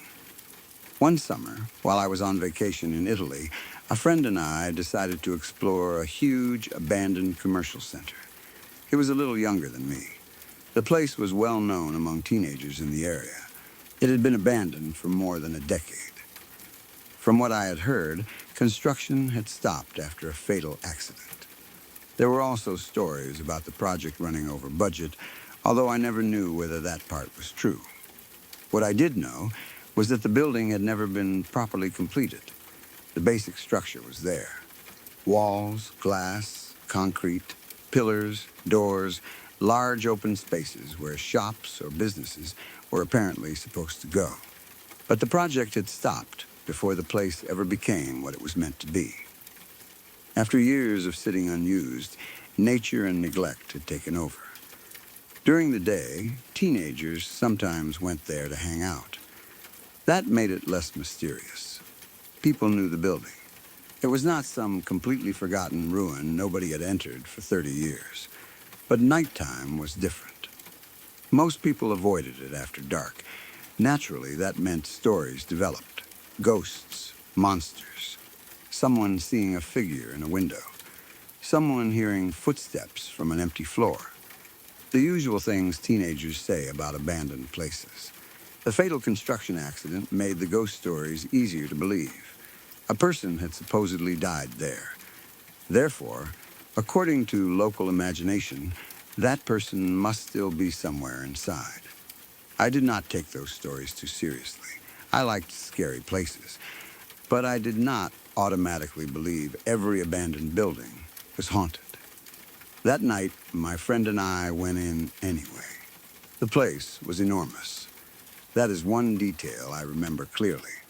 It was not like exploring a small abandoned house where you can check every room in 20 minutes. There were huge sections of unfinished commercial space, long corridors, open areas, concrete surfaces that made every noise echo. Because there was glass in parts of the structure, reflections could appear suddenly when our lights moved. You would sweep a flashlight across a doorway and catch your own movement in a broken pane. For half a second, it looked like someone had moved beside you. Then you realized it was nothing. The whole night was like that. Creepy, but uneventful. We heard noises. We saw shadows. There were moments when both of us stopped because something sounded like it had moved somewhere deeper inside. But abandoned buildings make noise. Metal contracts, glass shifts, water drips, wind moves loose doors. Animals get inside. And once you are already expecting something strange, every ordinary sound gets upgraded into something worse. So we kept going. Nothing happened that made us leave. At least, not until near the end. By then, we had been inside for quite a while. We were tired. The excitement had mostly worn off. We had explored enough and were ready to get out. The building itself was surrounded by a rural area, and the nearest proper street was roughly a kilometer away. That meant leaving the building was not the same as immediately reaching safety. Once outside, we still had to cross open ground to get away from the property. We were almost at the exit when we heard a loud crashing sound somewhere behind us. It was different from the smaller noises we had been hearing throughout the night. This was loud enough that neither of us needed to ask whether the other had heard it. Something crashed, maybe more than once. We did not stop to investigate. We ran. That was probably partly because of everything that had built up over the night. Hours of hearing little noises, hours of telling yourself each one was nothing.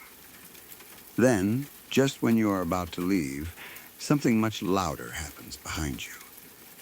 Your body decides before your brain does. We got outside and kept moving until we had put some distance between ourselves and the building. Then, we stopped. Both of us were breathing hard. The immediate panic passed a little. Standing outside helped. The building was behind us now. There was open ground ahead. We could see the route we needed to take to leave the area. For a moment, I remember thinking we had probably overreacted. Something had fallen. That was all. An abandoned building full of loose material had made a loud noise. Nothing unusual about that. We started walking again. Then we heard another crash. And after that, a door slammed somewhere behind us. That changed everything. A door slamming sounds deliberate in a way that falling debris does not. Of course, wind can slam a door. Pressure changes can slam a door. A loose door in an abandoned building is probably one of the most ordinary sources of sudden noise. But we were not thinking about air pressure. We were thinking something is coming out. So we ran again. We were crossing uneven ground. Grass, dirt, probably debris in places. It was dark. We were moving fast. That was when I fell. I do not remember exactly what caught my foot. Maybe a hole. Maybe uneven ground. Maybe I simply lost balance while running. I went down hard. My head hit the ground. After that, the memory becomes much stranger. The next thing I clearly remember is feeling dizzy. My head hurt, and I was moving. At first, I did not understand why. Then I realized I was being dragged across the ground by my legs. Something had hold of me near my ankles or lower legs and was pulling me backward toward the building. That realization caused immediate panic. I started kicking, twisting, flailing around, trying to pull myself free. I could feel the ground beneath my body as I moved over it, grass and dirt scraping underneath me. I was still disoriented from hitting my head, but I understood one thing clearly. I did not want to go back toward that building. I fought as hard as I could. Then the pressure on my legs disappeared. Whatever had been holding me let go. I got up, or at least I remember forcing myself upright. I did not stay there to look carefully at what had grabbed me. I ran. At some point, I turned my phone flashlight behind me.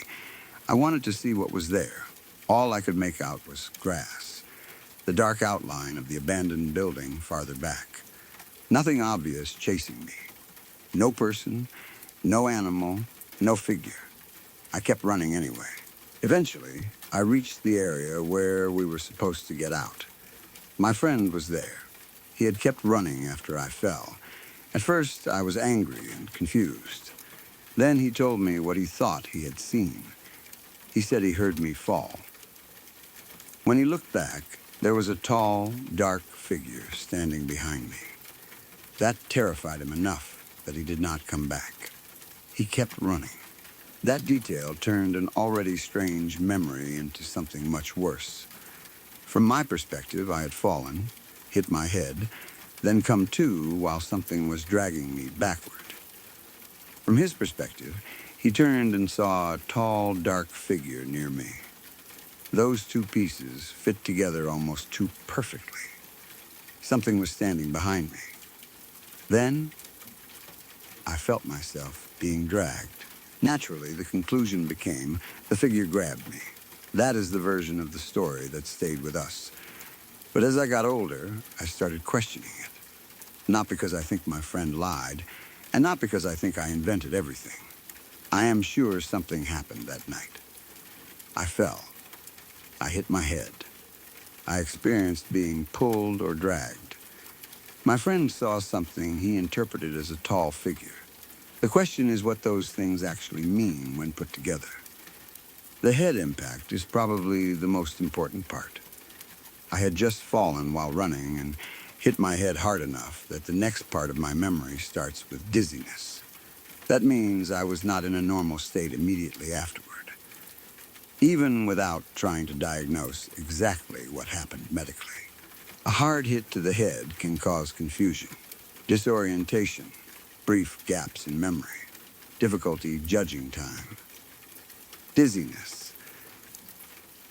A person may not clearly remember the seconds immediately before or after an impact. That alone complicates everything. Maybe I was unconscious for a short period, maybe only a few seconds. Maybe I was awake but not forming a clean memory. I do not know. My story has a gap. I fall. Impact. Then I am already being dragged. What happened between those moments is missing. That missing section creates a lot of possibilities. Maybe someone actually was there. That is the most frightening, ordinary explanation.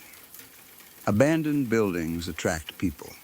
Teenagers, homeless people, drug users, vandals, security guards, other explorers.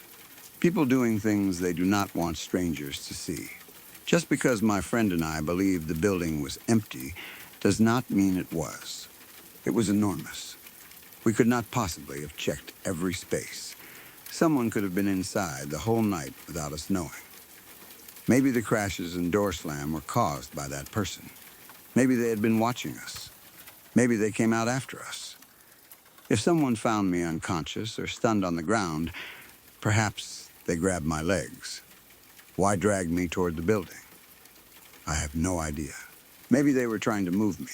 Maybe scare me. Maybe pull me away from something. Maybe it was some kind of attack. There is no way to know because whoever it was, if anyone was there, was gone by the time I looked back.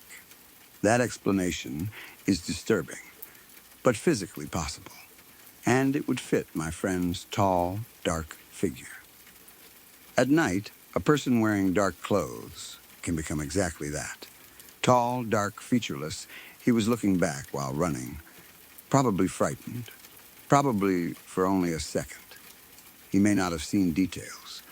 A person standing near me could easily become a shadow-like figure in memory. There is also the possibility that someone else had been exploring the building and panicked when they saw us. Maybe the whole thing was a misunderstanding.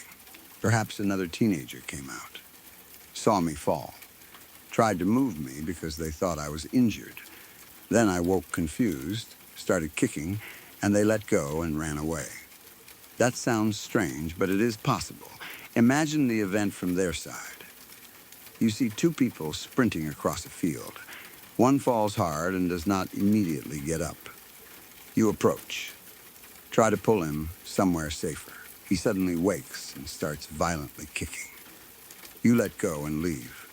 From my confused perspective, I am being attacked. From theirs, maybe they thought they were helping. Why would they pull me toward the building rather than away from it? That is the weak point. But after hitting my head, my sense of direction may not have been perfect. I remember being dragged toward the building. Was I definitely? I was on the ground, dizzy, possibly rotating or being pulled at an angle. Maybe the building was simply behind whoever was moving me. Maybe I interpreted the direction later based on the fear of being taken back inside. That is another possibility. There could also have been no person pulling me. That sounds impossible, because I remember the feeling of being dragged by my legs. But the immediate period after a head impact is not the best moment for reliable perception. Maybe I was sliding down a slope. If the ground had even a slight incline, my body could have moved. My feet might have been caught in vegetation or debris. I could have felt tension around my ankles and interpreted it as hands. Maybe I was trying to get up and unconsciously pushing myself backward. Maybe my clothing caught on something. A branch, wire, long grass, a piece of construction debris. As I moved, the resistance could feel like someone pulling. That sounds less convincing emotionally because the sensation I remember is very clear. Something had my legs. But memory after a frightening injury can turn confusing physical sensations into a coherent story. A tug becomes a grip. Movement becomes dragging. Especially after my friend later says, there was a figure behind you. Now the sensations have a source. The figure grabbed me. That connection may have become stronger every time I told the story. Again, that does not mean nothing happened. It means the exact mechanism is uncertain. My friend's sighting deserves the same caution. He was running in darkness.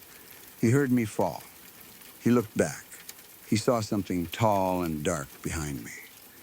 How long did he look? Probably not long. He was scared enough to keep running. Could the figure have been a tree? A pillar aligned with the building? A bush? Part of the structure? A shadow created by his moving flashlight? Possibly, nighttime vision is terrible at detail. If you glance backward while running, your eyes and head are moving. A vertical shape can briefly look human, especially when you already believe something may be chasing you. Maybe he saw me partly upright. If I had rolled or tried to get up after falling, my own silhouette could have looked like someone behind me from his angle. Maybe another object lined up with my body. Maybe the phone light or moonlight created two shapes where there was really one. We cannot recreate the exact perspective now. The fact that he described the figure as tall and dark is actually very vague. No face, no clothing, no arms, no specific features, just a human-like silhouette. That is exactly the kind of thing low light produces easily. But then I remember the dragging. That is why neither explanation feels complete by itself. If my friend only saw a shadow, what pulled me? If I only imagined being pulled because of the head injury, why did he see a figure? The combination keeps the story alive. There is also the possibility of an animal. The building was in a rural area. Wildlife could have been around. A large dog might approach someone on the ground. Could a dog grab clothing near the leg and pull? Yes. Would I necessarily understand what was happening while dizzy? Maybe not. Would my friend see a tall, dark figure? That fits much less well. A dog would be low to the ground, not tall. Unless his distance and panic distorted the size. Maybe an animal caused the crashes inside, too. Dogs, wild boar, other wildlife, something knocking debris over. Then a door slammed from wind. We panic. I fall. An animal comes close. I feel movement around my legs. Possible, but there are too many assumptions. Another possibility is that I was briefly unconscious and dreamed part of the event. This is difficult because people often think dreams only happen during normal sleep. But altered consciousness around a head impact can produce strange, fragmented experiences. I do not know exactly what my brain was doing in those missing seconds. Maybe the dragging sensation was a confused memory from trying to move. Maybe I incorporated the fear of the building into it. I had been running away. The worst possible thing would be being pulled back. So that is what my mind experienced. Then I woke more fully while already moving on the ground. That could happen. I cannot prove it. The scratches or dirt on my body afterward would not distinguish between being physically dragged and falling and struggling across the grass. I do not remember checking for specific hand marks around my ankles. If I had clear bruises shaped like fingers, that would be stronger evidence. I do not remember anything like that.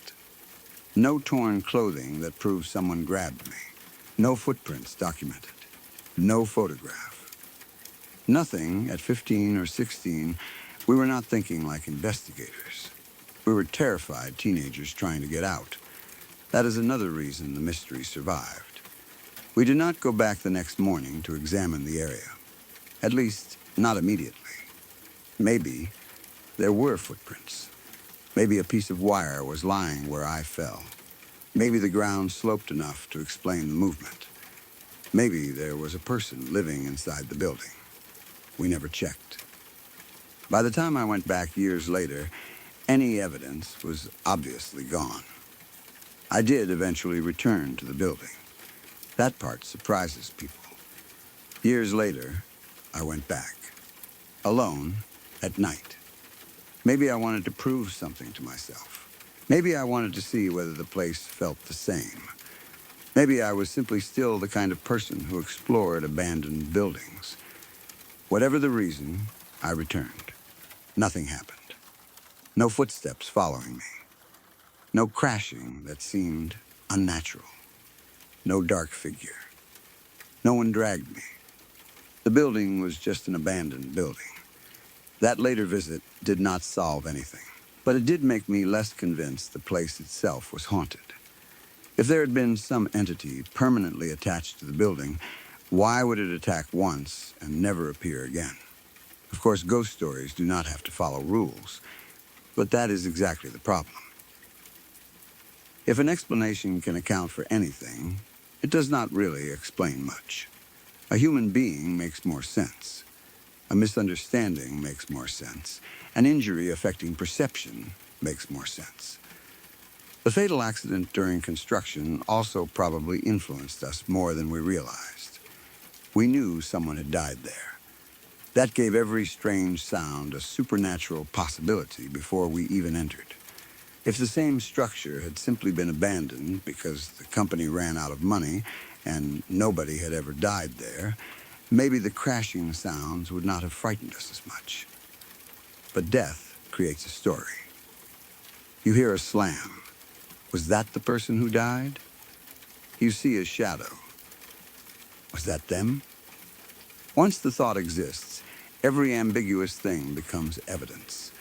Teenagers in the area had already built legends around the place. We brought those legends inside with us. Even if I considered myself skeptical, they were still in my head. After hours of darkness and creepy noises, my nervous system was probably already overloaded. That matters when I think about the figure.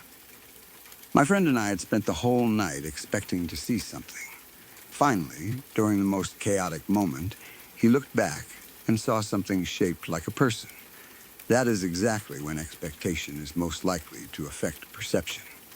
Again, he was not lying. I believe he saw something. The question is whether what he saw was actually a person. I believe my own memory in the same cautious way. I believe I experienced being dragged. But experience and external cause are not always identical. Something caused the sensation. That does not automatically mean a tall figure physically grabbed my legs. There is another detail I think about a lot. I was the older one. My friend was younger. Maybe he felt guilty for running.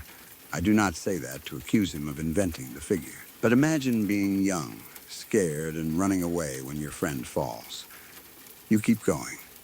Later, he reaches you and says he was dragged. Now you have to explain why you did not help him.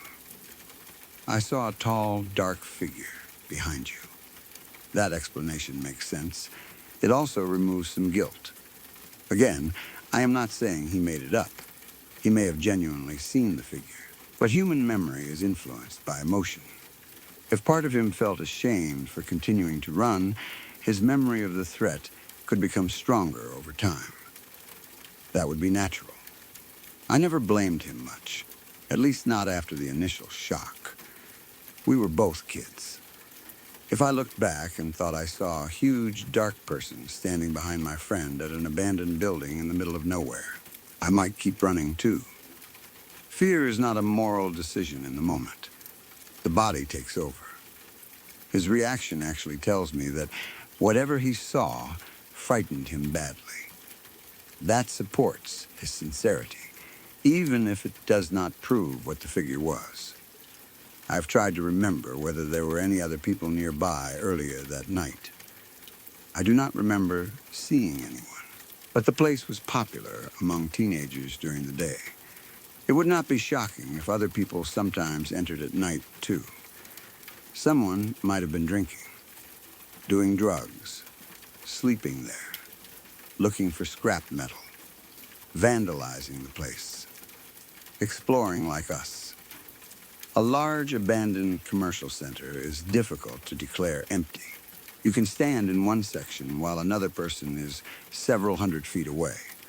Concrete walls block sound until suddenly they do not.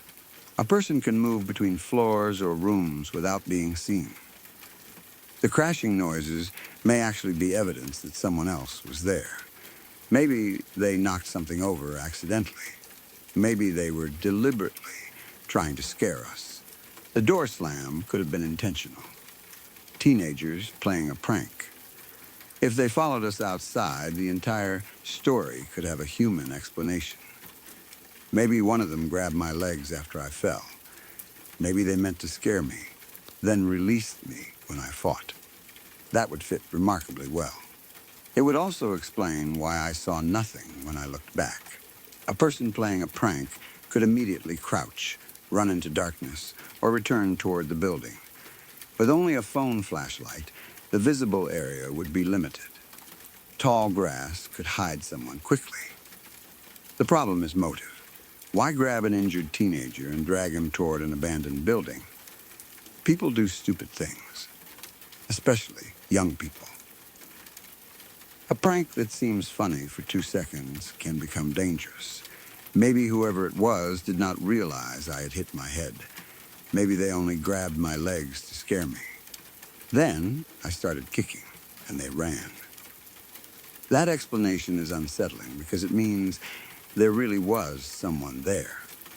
But it requires no ghost, and in a place known as a teen hangout.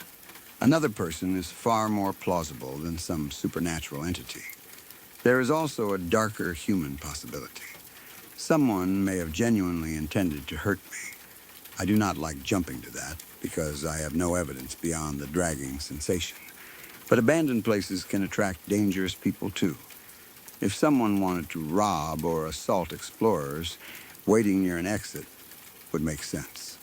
The crashes could force us to run. One person falls. They approach. But again, there was no continued pursuit. No demand, no weapon, no later contact. Whoever or whatever released me did so almost immediately once I fought. That seems more consistent with a prank, misunderstanding, or confused perception than a determined attacker. If someone truly wanted to capture me, they gave up very easily, unless they were frightened that my friend might return with help, or they were surprised I woke. There are too many possibilities. That is where I stop speculating. I know the event. I do not know the intention behind it. The possibility of a head injury also means I should be cautious about saying, I am absolutely certain every second happened exactly as remembered. I understand why younger me would insist on that. The memory feels real. The grass scraping under me feels real. The grip feels real. The panic feels real. But confidence is not the same as accuracy. Some of our strongest memories contain mistakes. That does not make them fake. It makes them human memories. I can be completely sincere and still be wrong about distance, duration, direction, or even what caused a sensation. My friend can sincerely remember a tall figure and still have misidentified a shadow. Those possibilities do not insult either of us. They are probably necessary if we want to understand what happened. I think the head impact may also explain why the event has such a dreamlike break. Before the fall, the sequence is normal. We hear crashes. We run. I fall.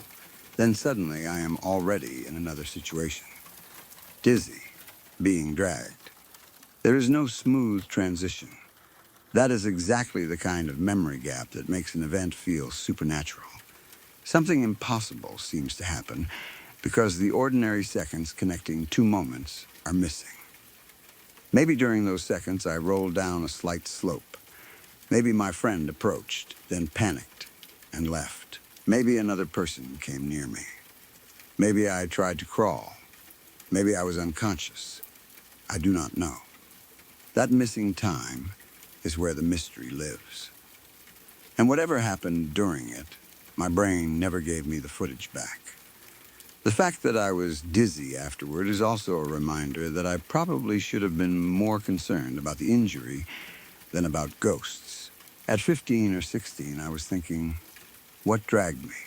An adult now would probably think, you hit your head hard enough to have a memory gap and dizziness. That needed attention. But teenagers do not always make the safest decisions. We just wanted to get away. I do not remember whether I was checked medically afterward.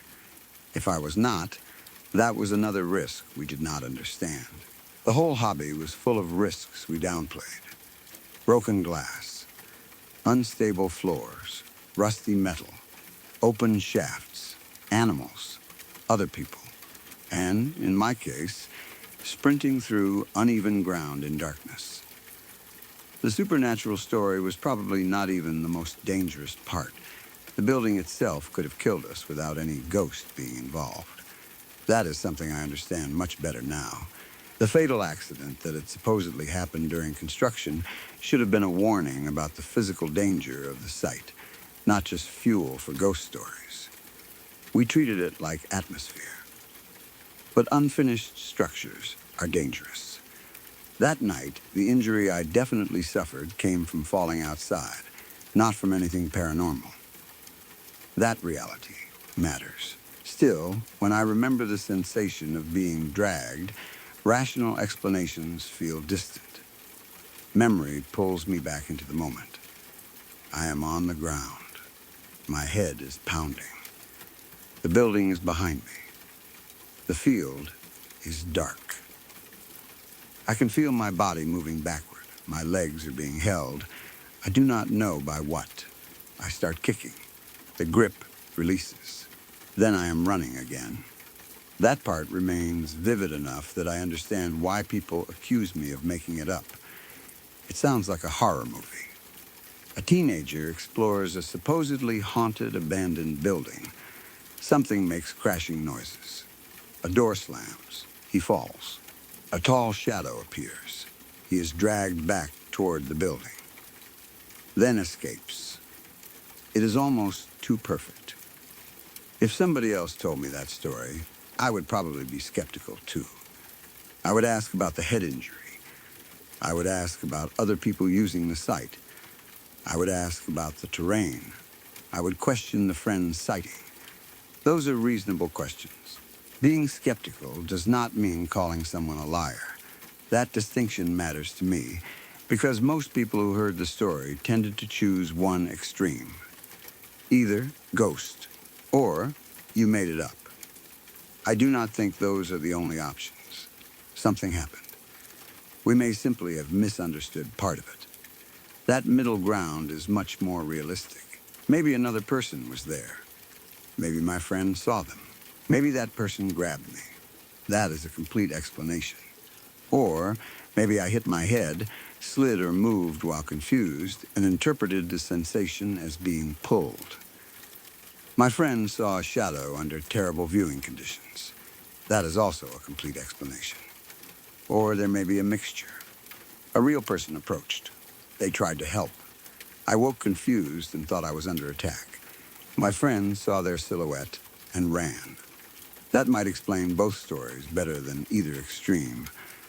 I will never know unless somebody else from that night somehow appears and gives me their version. That is not likely. The building did not give me any answers when I returned years later. It felt different then. Maybe because I was older. Maybe because I was alone.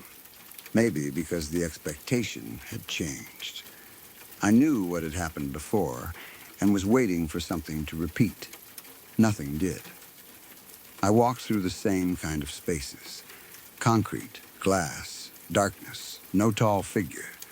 No footsteps beyond what could be explained. No force pulling me anywhere. Part of me was almost disappointed.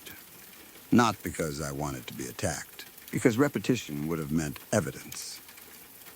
If something happened again in the same area under similar conditions, I could begin looking for a pattern. Instead, the building stayed silent. That left the original event isolated. One strange night when I was young. One injury. One frightened friend. One memory gap. One impossible feeling sensation. No repeat. That makes me lean toward a combination of panic, physical injury, and something ordinary we fail to identify. Maybe another person, maybe not. The tall figure itself no longer scares me as much as it used to. Dark figures are incredibly easy to see in places where your brain expects people. A pillar can become a person. A shadow can gain shoulders. A tree can appear taller when you are moving. If my friend only looked back for a second, I do not think his visual description is strong enough to prove anyone was there, but I also cannot dismiss him. He saw something intense enough to keep running while his friend was on the ground. That says something. I just do not know what. The crashes and door slam are also easy to explain individually. Loose material falling. Animals, wind, another explorer. Pressure changes, old door. The fact that they happened as we were leaving made them feel connected. Maybe they were not. We may have taken several unrelated events and turned them into one sequence. Crash, run, second crash. Door, run, fall, figure dragging in memory. It becomes a pursuit. Something inside the building notices us leaving and follows. That is a natural story. But maybe there was no single cause connecting everything. The first crash could be debris. The door could be wind. The fall could be my own mistake. The figure could be a shadow. The dragging could be confusion after impact. 5 ordinary events occurring close together can feel like one intelligent threat. That is another explanation I take seriously. Humans are built to connect events. It is useful for survival. If you hear a branch break, then see movement, then hear footsteps. Assuming one animal caused all 3 makes sense. But sometimes events are unrelated. Fear makes us connect them even more strongly. The abandoned building's reputation supplied the final connection. It was haunted. Therefore, the noises, figure, and dragging all came from the same thing. Without the ghost stories, maybe we would have built a different explanation. Other teenagers were messing with us. Someone inside followed us. That possibility would have been scary, but less supernatural. I still wonder about the direction I was dragged, back toward the building. That detail feels almost symbolic. Exactly the direction I did not want to go. If my memory was distorted by fear, that is the direction my mind would choose. If a prankster was trying to scare me, that is also the direction they would choose.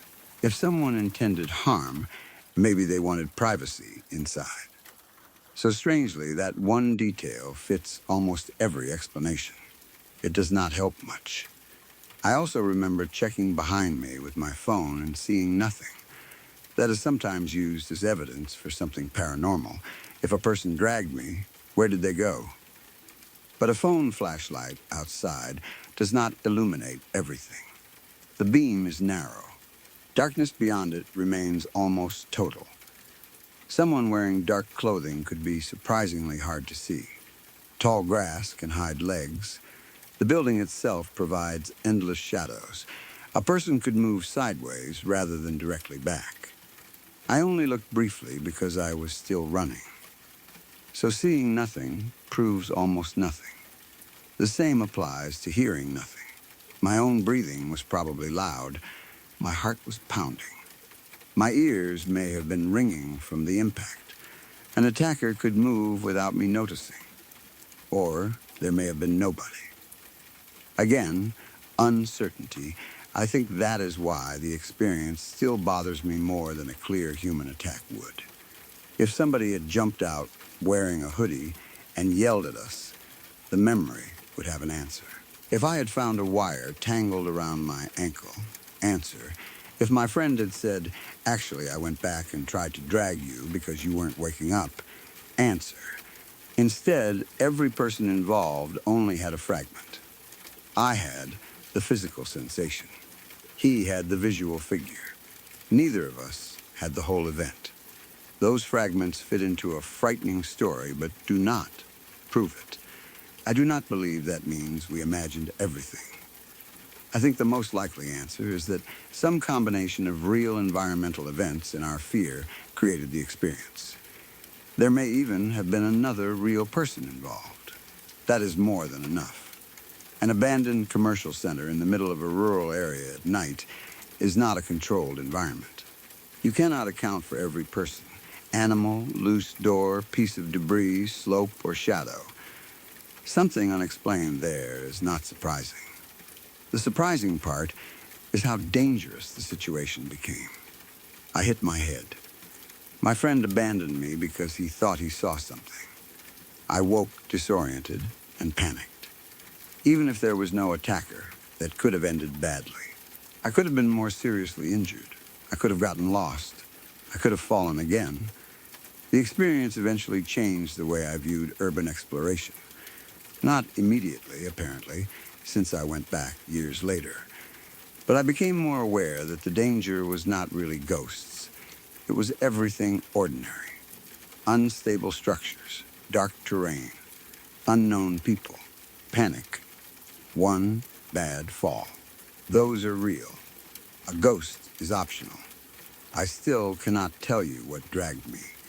That sentence sounds dramatic, but it is true in the narrow sense. I experienced movement and pressure around my legs. I do not know the cause. Maybe a human being. Maybe a physical feature of the ground combined with disorientation. Maybe my own confused movement.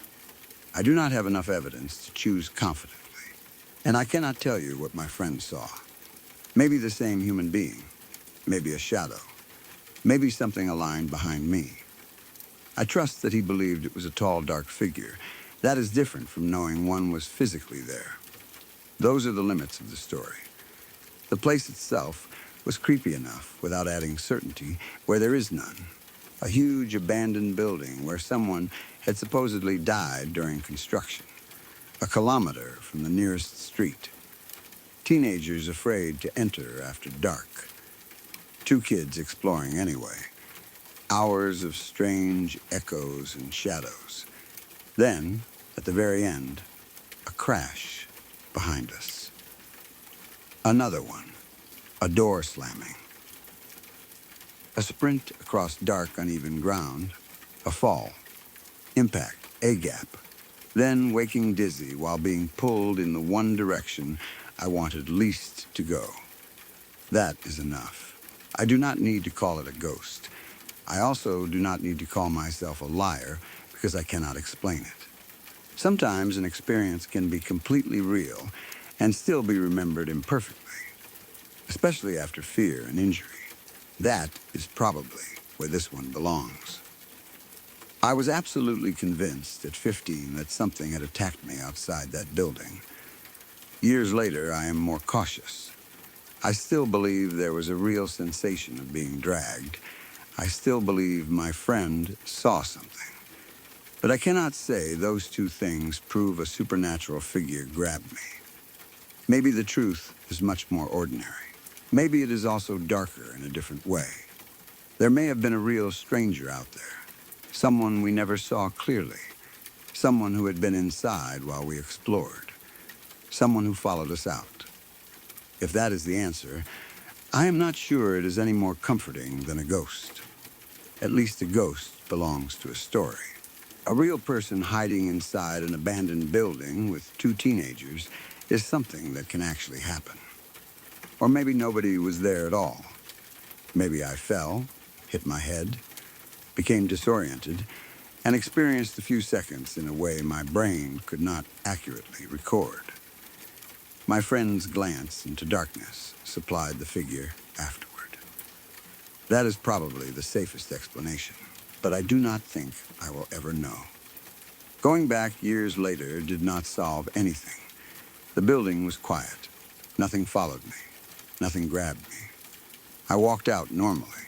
Maybe that should have made me feel better. It did, a little. But part of me also realized that whatever caused that first experience did not need to still be there. If it was another person, they were long gone. If it was an animal, same. If it was a particular arrangement of darkness and panic, the conditions were different. If it was something caused by the blow to my head, there was nothing in the building to find. So the later visit could never really prove anything. All it proved was that I could go back once without anything happening. The original night remains what it was, a memory with one missing piece. And that missing piece is exactly the part I would need to understand the rest. What happened between hitting the ground and realizing I was moving? Did somebody approach? Did I lose consciousness? Did I slide? Did my friend see an actual person? Did someone grab my legs? I do not know. I only know that when my awareness became clear again, I was dizzy, my head hurt, and I felt myself being pulled backward across the ground. I panicked. I fought. The pressure released, and I ran until that abandoned building was far enough behind me that I could no longer imagine something reaching out of the darkness and dragging me back inside. Years later, I can question almost every detail rationally. I can explain the crashes, the door, the figure, even parts of the dragging. But there is still one memory that does not become less physical no matter how many explanations I give it. The feeling around my legs, the ground moving beneath my back, and the sudden certainty, before I was even fully clear-headed again, that whatever had me was pulling me in the wrong direction. Back toward the building.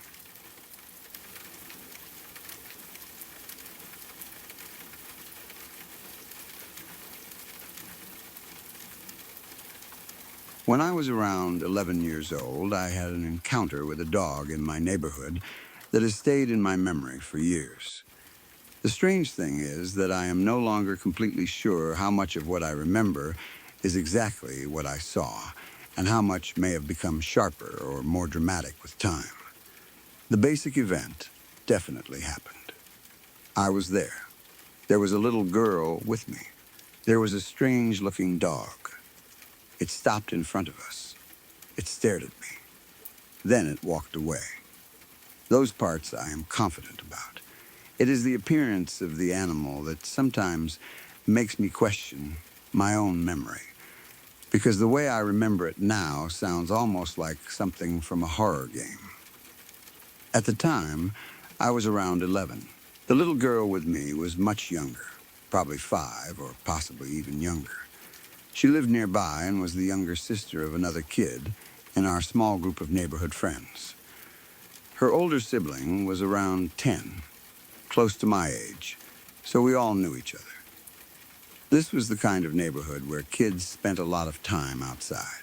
We would walk around, talk, play whatever games we came up with, and generally move between different houses without thinking much about it. There were animals around, too. Nothing especially exotic. Mostly the kind of things you might expect in a neighborhood where not every animal belonged to someone. Stray dogs, cats, occasionally other small animals, depending on the area.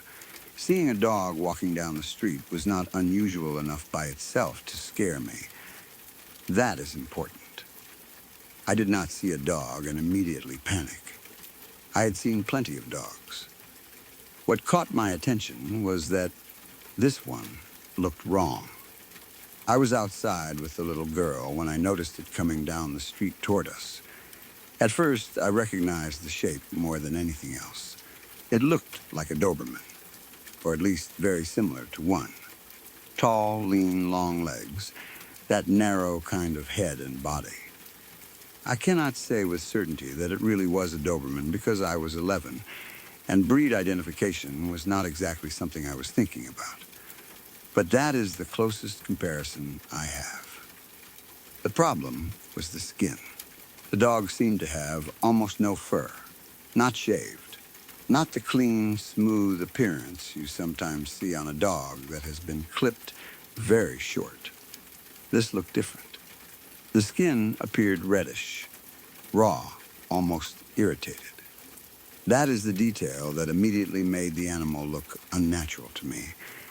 If you shave a normal dog, the exposed skin underneath is usually lighter than you expect. Depending on the dog, it might look pale, pink, gray, or spotted. This animal did not look like that, at least not in my memory. It looked as though the normal barrier between the outside world and the dog's body was somehow missing. The red color made it seem almost exposed. There was also saliva around its mouth, a lot of it, foam or heavy drool. Again, this is one of those details that became terrifying only when combined with everything else. Dogs drool. Some breeds drool a lot. A dog that has been exercising in heat may have saliva around the mouth. An anxious dog can drool. A sick dog can drool. There are many explanations. But an almost hairless, red-skinned dog walking toward you with foam around its mouth does not make a child think about normal explanations. It makes you think. Something is wrong with that dog. Another thing stood out. It was completely silent. No barking, no growling, no whining. As far as I remember, it did not make any sound at all. It just walked. I became aware very quickly that I was not alone. There was a little girl with me. That changed how I reacted. If I had been by myself, maybe I would have backed away or run. Maybe I would have gone into the nearest yard. I do not know, but she was 5 or younger. And whatever this dog was, I felt responsible for keeping myself between it and her. So I moved toward a wall. I put the little girl behind me. Then I stood in front of her. I have no idea where I learned this response. Maybe television. Maybe adults telling me not to run from dogs. Maybe some random childhood idea. But I remember thinking of the T-Rex scene from Jurassic Park. Stay still. Do not show fear. Do not run.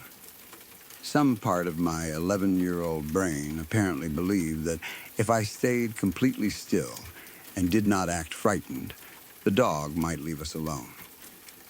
Of course, dogs are not dinosaurs. Movement is not the only thing that makes them notice you.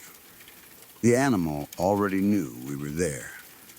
But staying still was probably much safer than screaming and running anyway, especially with such a small child behind me. So I stood there. I remember trying not to let the dog know I was afraid. That thought seems almost funny now because animals are not mind readers. But dogs do respond to posture and movement. Running can trigger pursuit. Sudden gestures can make an uncertain dog defensive. So even though my reasoning was childish, the behavior itself may have helped. Do not run. Do not wave your arms. Keep the child behind you. Wait, the dog came closer. Then it stopped, right in front of us. I do not remember the exact distance. Maybe several feet, maybe farther than it feels in memory. But it was close enough that I could see its face and skin clearly enough for the image to stay with me. It looked at me. Directly, I looked back. That stare lasted around 10 seconds in my memory. Maybe it was less. Maybe longer. 10 seconds is an estimate. When you are standing in front of an unfamiliar dog, wondering whether it is about to attack, even 5 seconds feels enormous. But it did not rush us. It did not bare its teeth. It did not bark. It did not crouch. It did not circle. It simply stood there, silent, looking at me. And I looked at it. I remember thinking that I could not let it see I was scared. So, I stayed where I was. The little girl remained behind me. I do not remember whether she was crying or whether she understood that something was wrong. My attention was almost completely on the dog. I was waiting for the moment when it would decide what to do. That was probably the most unsettling part. It felt as though there was some kind of decision happening in that stare. Of course, I cannot know what the animal was thinking. Maybe it was simply looking at 2 people. Maybe it was trying to determine whether we had food. Maybe it was exhausted. Maybe it was sick and disoriented. Maybe it was afraid of us. But to an 11-year-old, the silence made the dog seem deliberate. It was not behaving like the strays I was used to. Then, after staring at me, it moved. Not toward us. Away, it simply continued walking down the street. Still silent. No sudden aggression. No attempt to follow. Nothing. It walked away in the same strange, calm way it had approached. I remember watching it go and feeling more confused than terrified. I had been afraid, obviously, but it was not the screaming kind of fear. I did not collapse afterward. I did not run home crying. The strongest feeling was, what was wrong with that dog? Something about it seemed deeply unnatural, but nothing actually happened. It did not attack us. It did not even threaten us in an obvious way. It came close, looked, left. That should have made the experience easy to forget. Instead, the image stayed. As I got older, I started thinking about the dog differently. The Resident Evil comparison came later. If you have seen the zombie dogs from those games, You can probably understand why. Lean body, red exposed looking skin, almost no fur, saliva around the mouth, silent, threatening appearance. That was the closest visual reference my adult brain had for the memory, but I am very aware that this comparison may also have changed the memory. Maybe the dog did not look as horrific in reality as it does now in my mind. Maybe I saw Resident Evil years later and thought, that is what that dog looked like. Then every time I remembered the real dog after that, the fictional one became part of the image. Memory can work like that. You have an old visual memory that is incomplete. Later, you see something similar in a movie or game. The new image gives the old one more detail. Without meaning to, you start remembering them as closer than they really were. That is one reason I do not want to claim that I saw some impossible animal. I probably saw a very sick dog. That explanation fits almost everything. The lack of fur could have been caused by severe mange or another skin disease. Dogs with serious mange can lose enormous amounts of hair. Their skin can become red, inflamed, crusted, and raw looking. If I had never seen a severe case before, I might genuinely think the dog's skin itself was abnormal. There are other skin conditions too. Allergic disease, parasites, infections, burns, poor nutrition, repeated scratching. A dog living outside without treatment can reach a condition that looks shocking, especially to a child. The reddish color is actually one of the details that makes severe skin irritation sound plausible. Maybe what I remember as completely exposed red skin was inflamed skin after extensive hair loss. That would look very different from a healthy shaved dog. It would explain why I knew even then that this was not simply an animal whose fur had been cut off. Something was medically wrong. The drooling also has many possible causes. The first thought people have when they hear stray dog foaming at the mouth is rabies. I understand why. That image is deeply embedded in popular culture. But I cannot say this dog had rabies. Drooling alone is not enough. Dogs can produce excessive saliva for many reasons: heat, stress, mouth injuries, dental problems, nausea, toxins, neurological illness, pain, difficulty swallowing, even strenuous activity.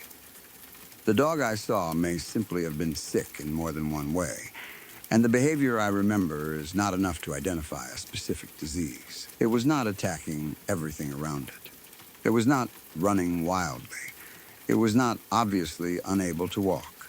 It did not try to bite us. So I cannot honestly say what condition it had. I only know that the combination of hair loss and saliva made it look frightening. There is also the possibility that the foam has become exaggerated in memory. Maybe the animal was panting heavily. Dogs can create strings of thick saliva when they pant. Against dark lips, that saliva can look white and foamy. A child sees it and remembers foam coming from the mouth. Years later, that phrase sounds much more dangerous. Again, that does not mean I invented anything. It means the language used to describe a memory can make it feel more extreme. The silence is also less mysterious than it seemed.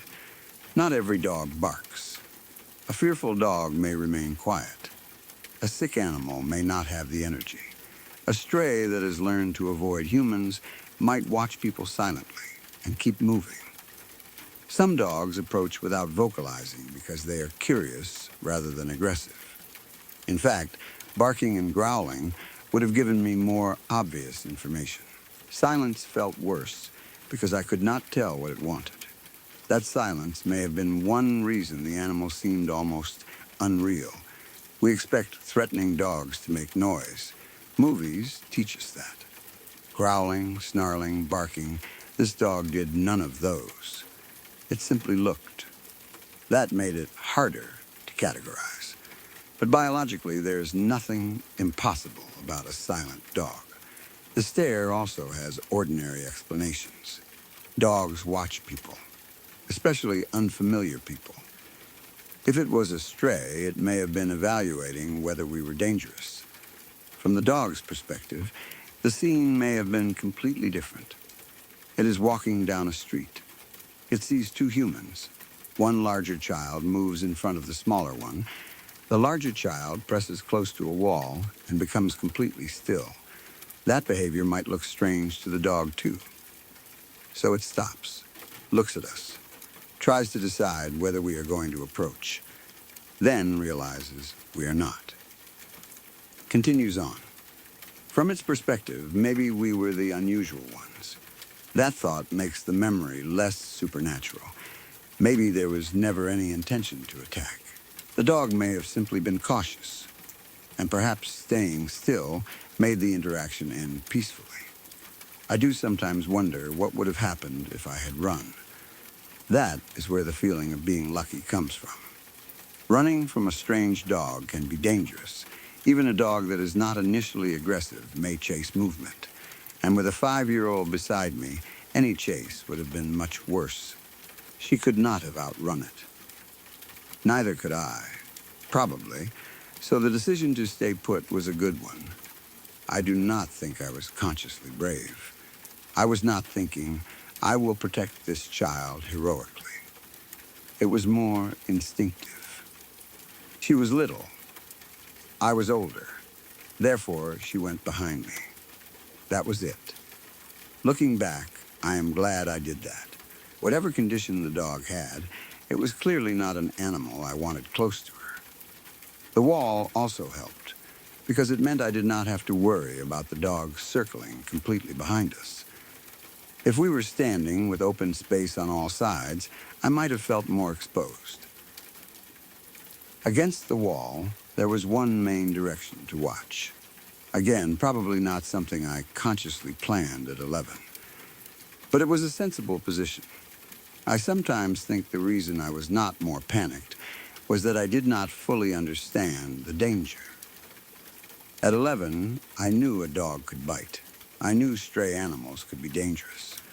But I did not know much about serious animal disease.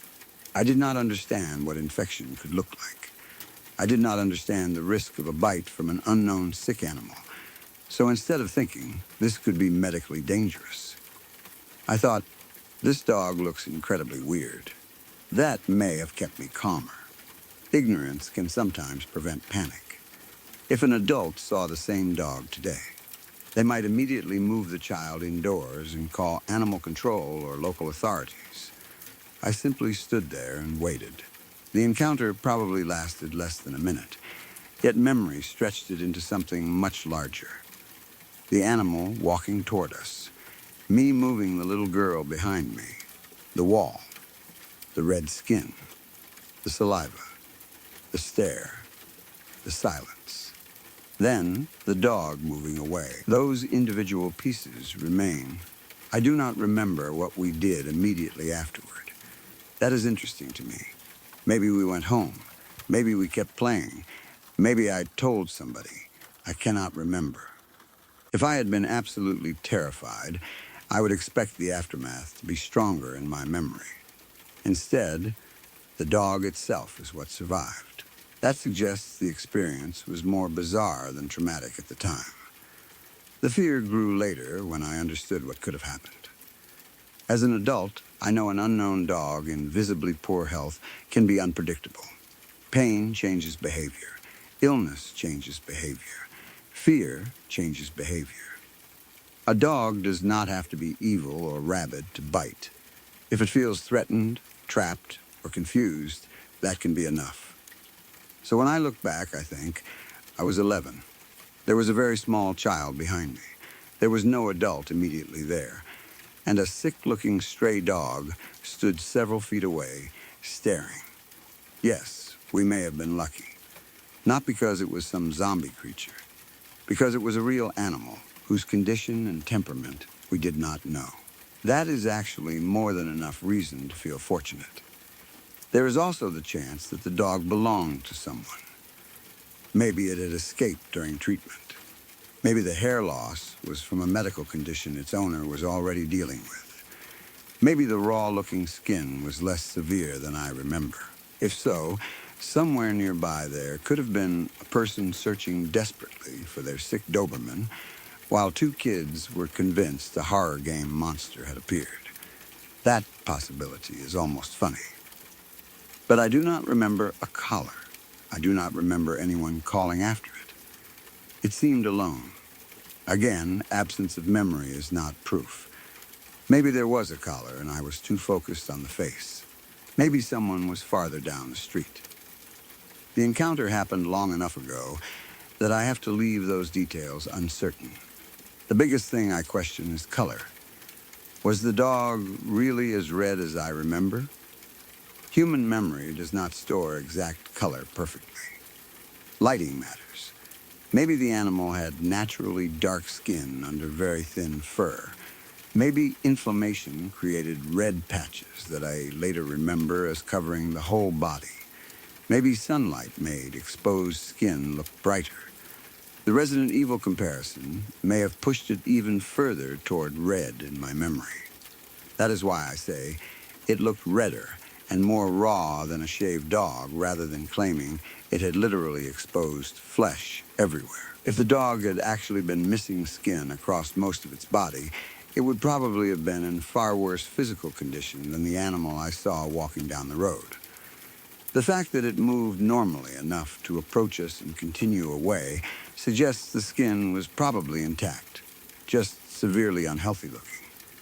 That is a useful reality check. Maybe what I interpreted as no fur and raw skin was extensive hair loss with inflammation. That fits a real dog much better. The face may have looked especially disturbing because hair loss changes the appearance of familiar breeds. A Doberman already has a narrow face. Remove much of the fur. Add irritated skin. Make the dog underweight. Add saliva. Suddenly, the proportions look skeletal. The eyes look more exposed. The ears look larger. Everything familiar becomes uncanny. The animal can look almost like a different species. People sometimes describe severely mangy foxes as monsters for exactly that reason. Without fur, an animal we recognize instantly can become almost unidentifiable. Perhaps that is what happened here. I recognized enough of the shape to think Doberman. But the surface details did not match what my brain expected a dog to look like. That mismatch created the horror. I think the Resident Evil comparison also captures something else. The dog did not behave dramatically. Those creatures in games are frightening, partly because they are recognizable as dogs while visibly altered. That was the same emotional reaction I had. This is obviously a dog. But why does it look like that? The familiar and unfamiliar existing together is what makes something creepy. If I had seen a strange wild animal I did not recognize, I might have been curious. Seeing a familiar animal whose body looked wrong was more disturbing. The young girl probably made the memory stronger, too. I was not only evaluating danger for myself. Some part of me knew that if the dog moved forward, I had to do something. I had no idea what. Maybe yell, maybe push the girl toward a gate, maybe put my arm out. At 11, I had no real plan. I only knew I could not let the dog reach her first. That responsibility made me pay closer attention to the animal. I watched its posture, its face, its movement. That may be why I remember it so strongly. I was locked onto it. I often wonder whether the dog could sense that I was trying to protect someone.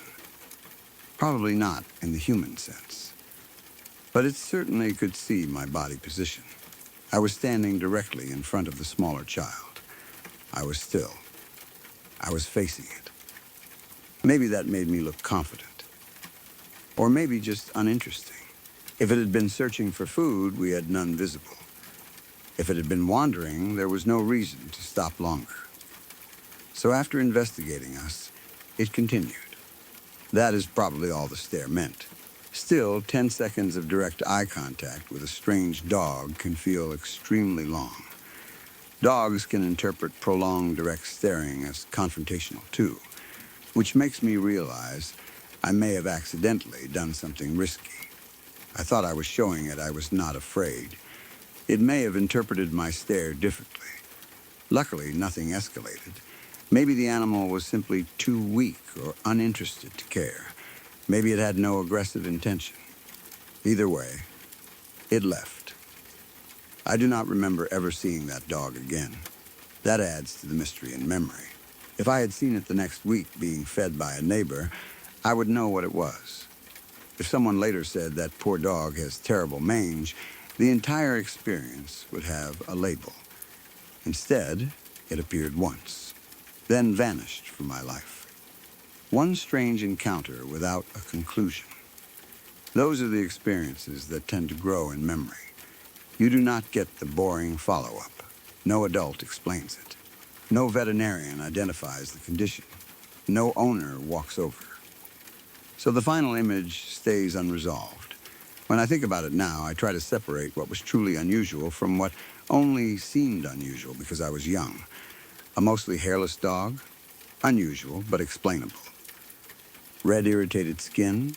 Consistent with severe skin disease. Heavy drooling? Could have many causes. Silence? Normal for some dogs. Staring? Dogs do that. Walking away? Normal, there is not a single impossible detail. The horror comes from all of them happening at once. That is why I do not think I saw anything supernatural. I think I saw a dog that was in very bad condition. Maybe sick, maybe neglected, maybe living as a stray. That is sadder than the monster version. The animal itself may have been suffering. Its skin could have been intensely itchy or painful. If it had oral problems causing drooling, eating might have been difficult. If it was underweight, it may have been hungry. At 11, I saw something frightening. As an adult, I can also see an animal that probably needed help. That shift in perspective changes the memory. I no longer think, what was that thing? I think, what happened to that dog? Did someone eventually catch it? Did it receive treatment? Did it belong to anyone? Was it even alive much longer afterward? I have no answer. And because I never saw it again, I probably never will. I also think of the little girl. She was so young that I doubt she remembers the encounter at all. Maybe she does. Maybe for her, the entire memory is simply being outside with an older kid when a strange dog walked past. She may not have understood why I moved her behind me. She may not have thought the skin looked unusual. Children at different ages interpret danger differently. At 11, I was old enough to recognize that something about the animal was wrong. At 5, she may simply have seen a dog. That makes me even more glad I was there. If she had been alone, maybe she would have approached it. Young children often want to pet animals. A sick stray is exactly the kind of animal you should not touch.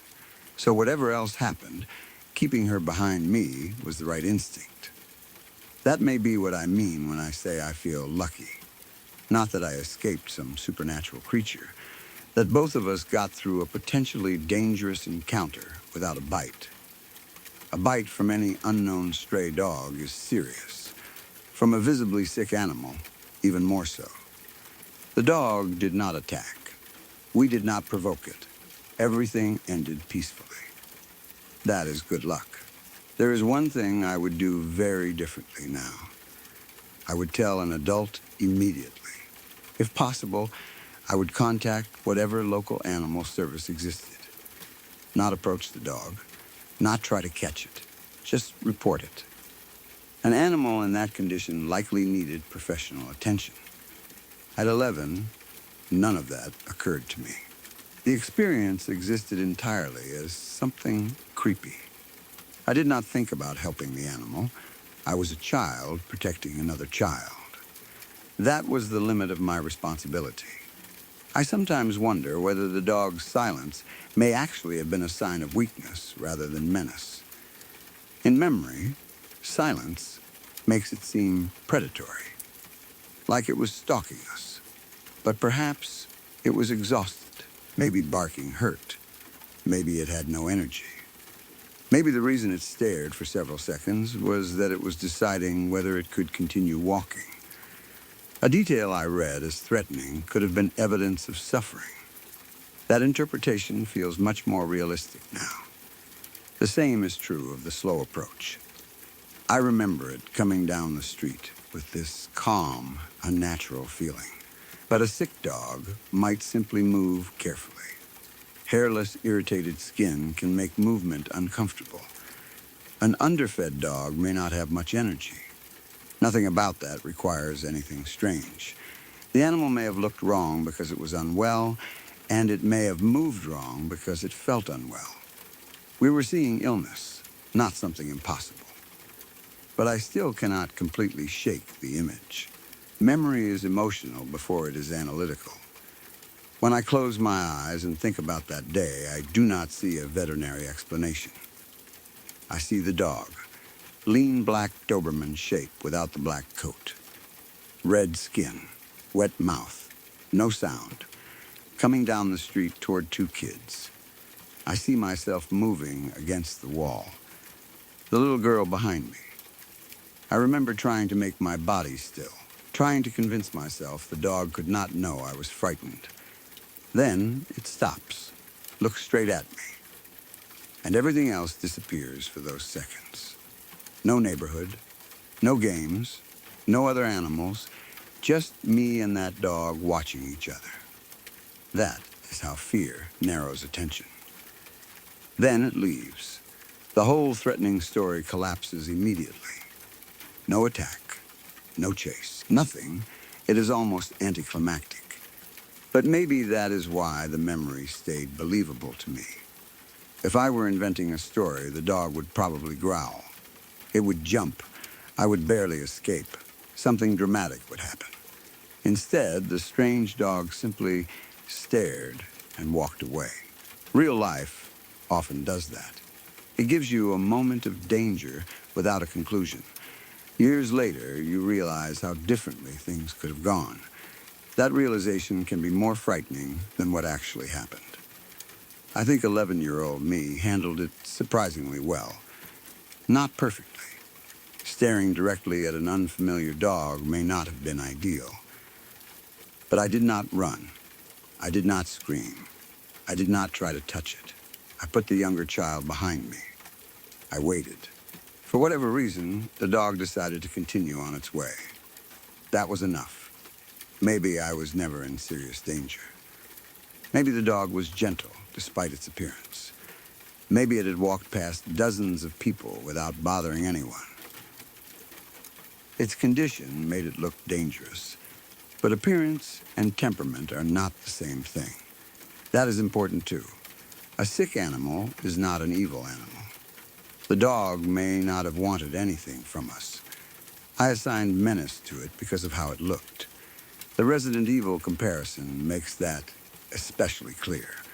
Fiction teaches us that damaged-looking animals are monsters. Reality is often the opposite. An animal with severe hair loss and wounds is vulnerable. It may need treatment much more than it poses a threat. Of course, vulnerable animals can still bite, particularly when in pain.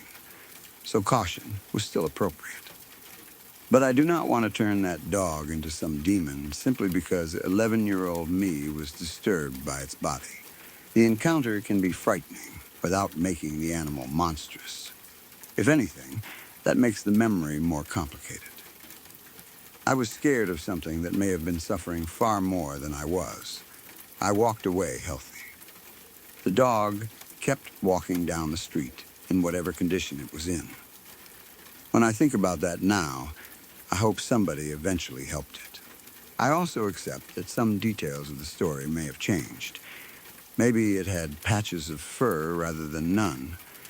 Maybe its skin was pink-red instead of the vivid raw red I picture. Maybe the saliva was just drool. Maybe the stare lasted 4 seconds instead of 10. Maybe it stood farther from us. Those changes would make the encounter less cinematic. They would not change the basic event. A visibly sick-looking dog approached. I protected the little girl behind me. We stood still. The dog stopped. It watched us, then moved on. That alone is enough. The fact that both of us came away unharmed is what matters. I do not need it to have been a zombie dog. I do not need rabies. I do not need anything supernatural. A real stray dog in severe physical condition can be disturbing enough. And an 11-year-old has no way to know whether that animal is friendly, frightened, in pain, or about to react unpredictably. That uncertainty is where the fear lives. Maybe my mind has embellished its appearance over the years. I think that is possible. But I do not think I invented how wrong the animal looked to me. There had to be something visibly unusual for the memory to survive this long. I had seen stray dogs before. I forgot almost all of them. I did not forget this one. Even now, the first image that comes back is not the neighborhood. It is the color. That raw-looking red where I expected fur. Then the wet mouth. Then the silence. I remember how strange it was that the dog did not make a single sound. It just stood in the road looking directly at me. Maybe it was as uncertain about me as I was about it. Maybe we were both waiting for the other to move. Eventually, the dog made the decision. It turned away, kept walking, and disappeared farther down the street. I do not know where it went. I never learned what was wrong with it. I never saw it again. The encounter ended there. But every now and then, when I remember it, I get that same uncomfortable thought I developed only after I was older. At 11, I mostly thought I had seen the weirdest dog of my life. Now I understand that I had been standing between a 5-year-old child and an unknown, visibly sick animal that was close enough to stare me directly in the face. Maybe it never intended to hurt anyone. I hope it did not. But when I picture that silent, hairless, red-skinned dog stopping in front of us with saliva around its mouth, I still cannot completely get rid of the feeling that whatever its intentions were, both of us were very lucky that after those few long seconds, it simply decided to keep walking.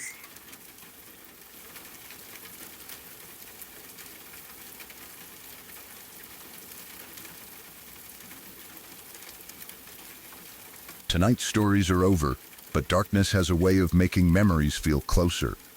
Some people never forgot what they saw. Others never learned what was behind the sound, the voice, or the shape waiting just outside the light. Tell me in the comments which story you will be thinking about after this ends. Subscribe to Wickless Night for more true accounts from the hours when no one wants to be awake alone. Sleep carefully, and do not trust every shadow that stays still.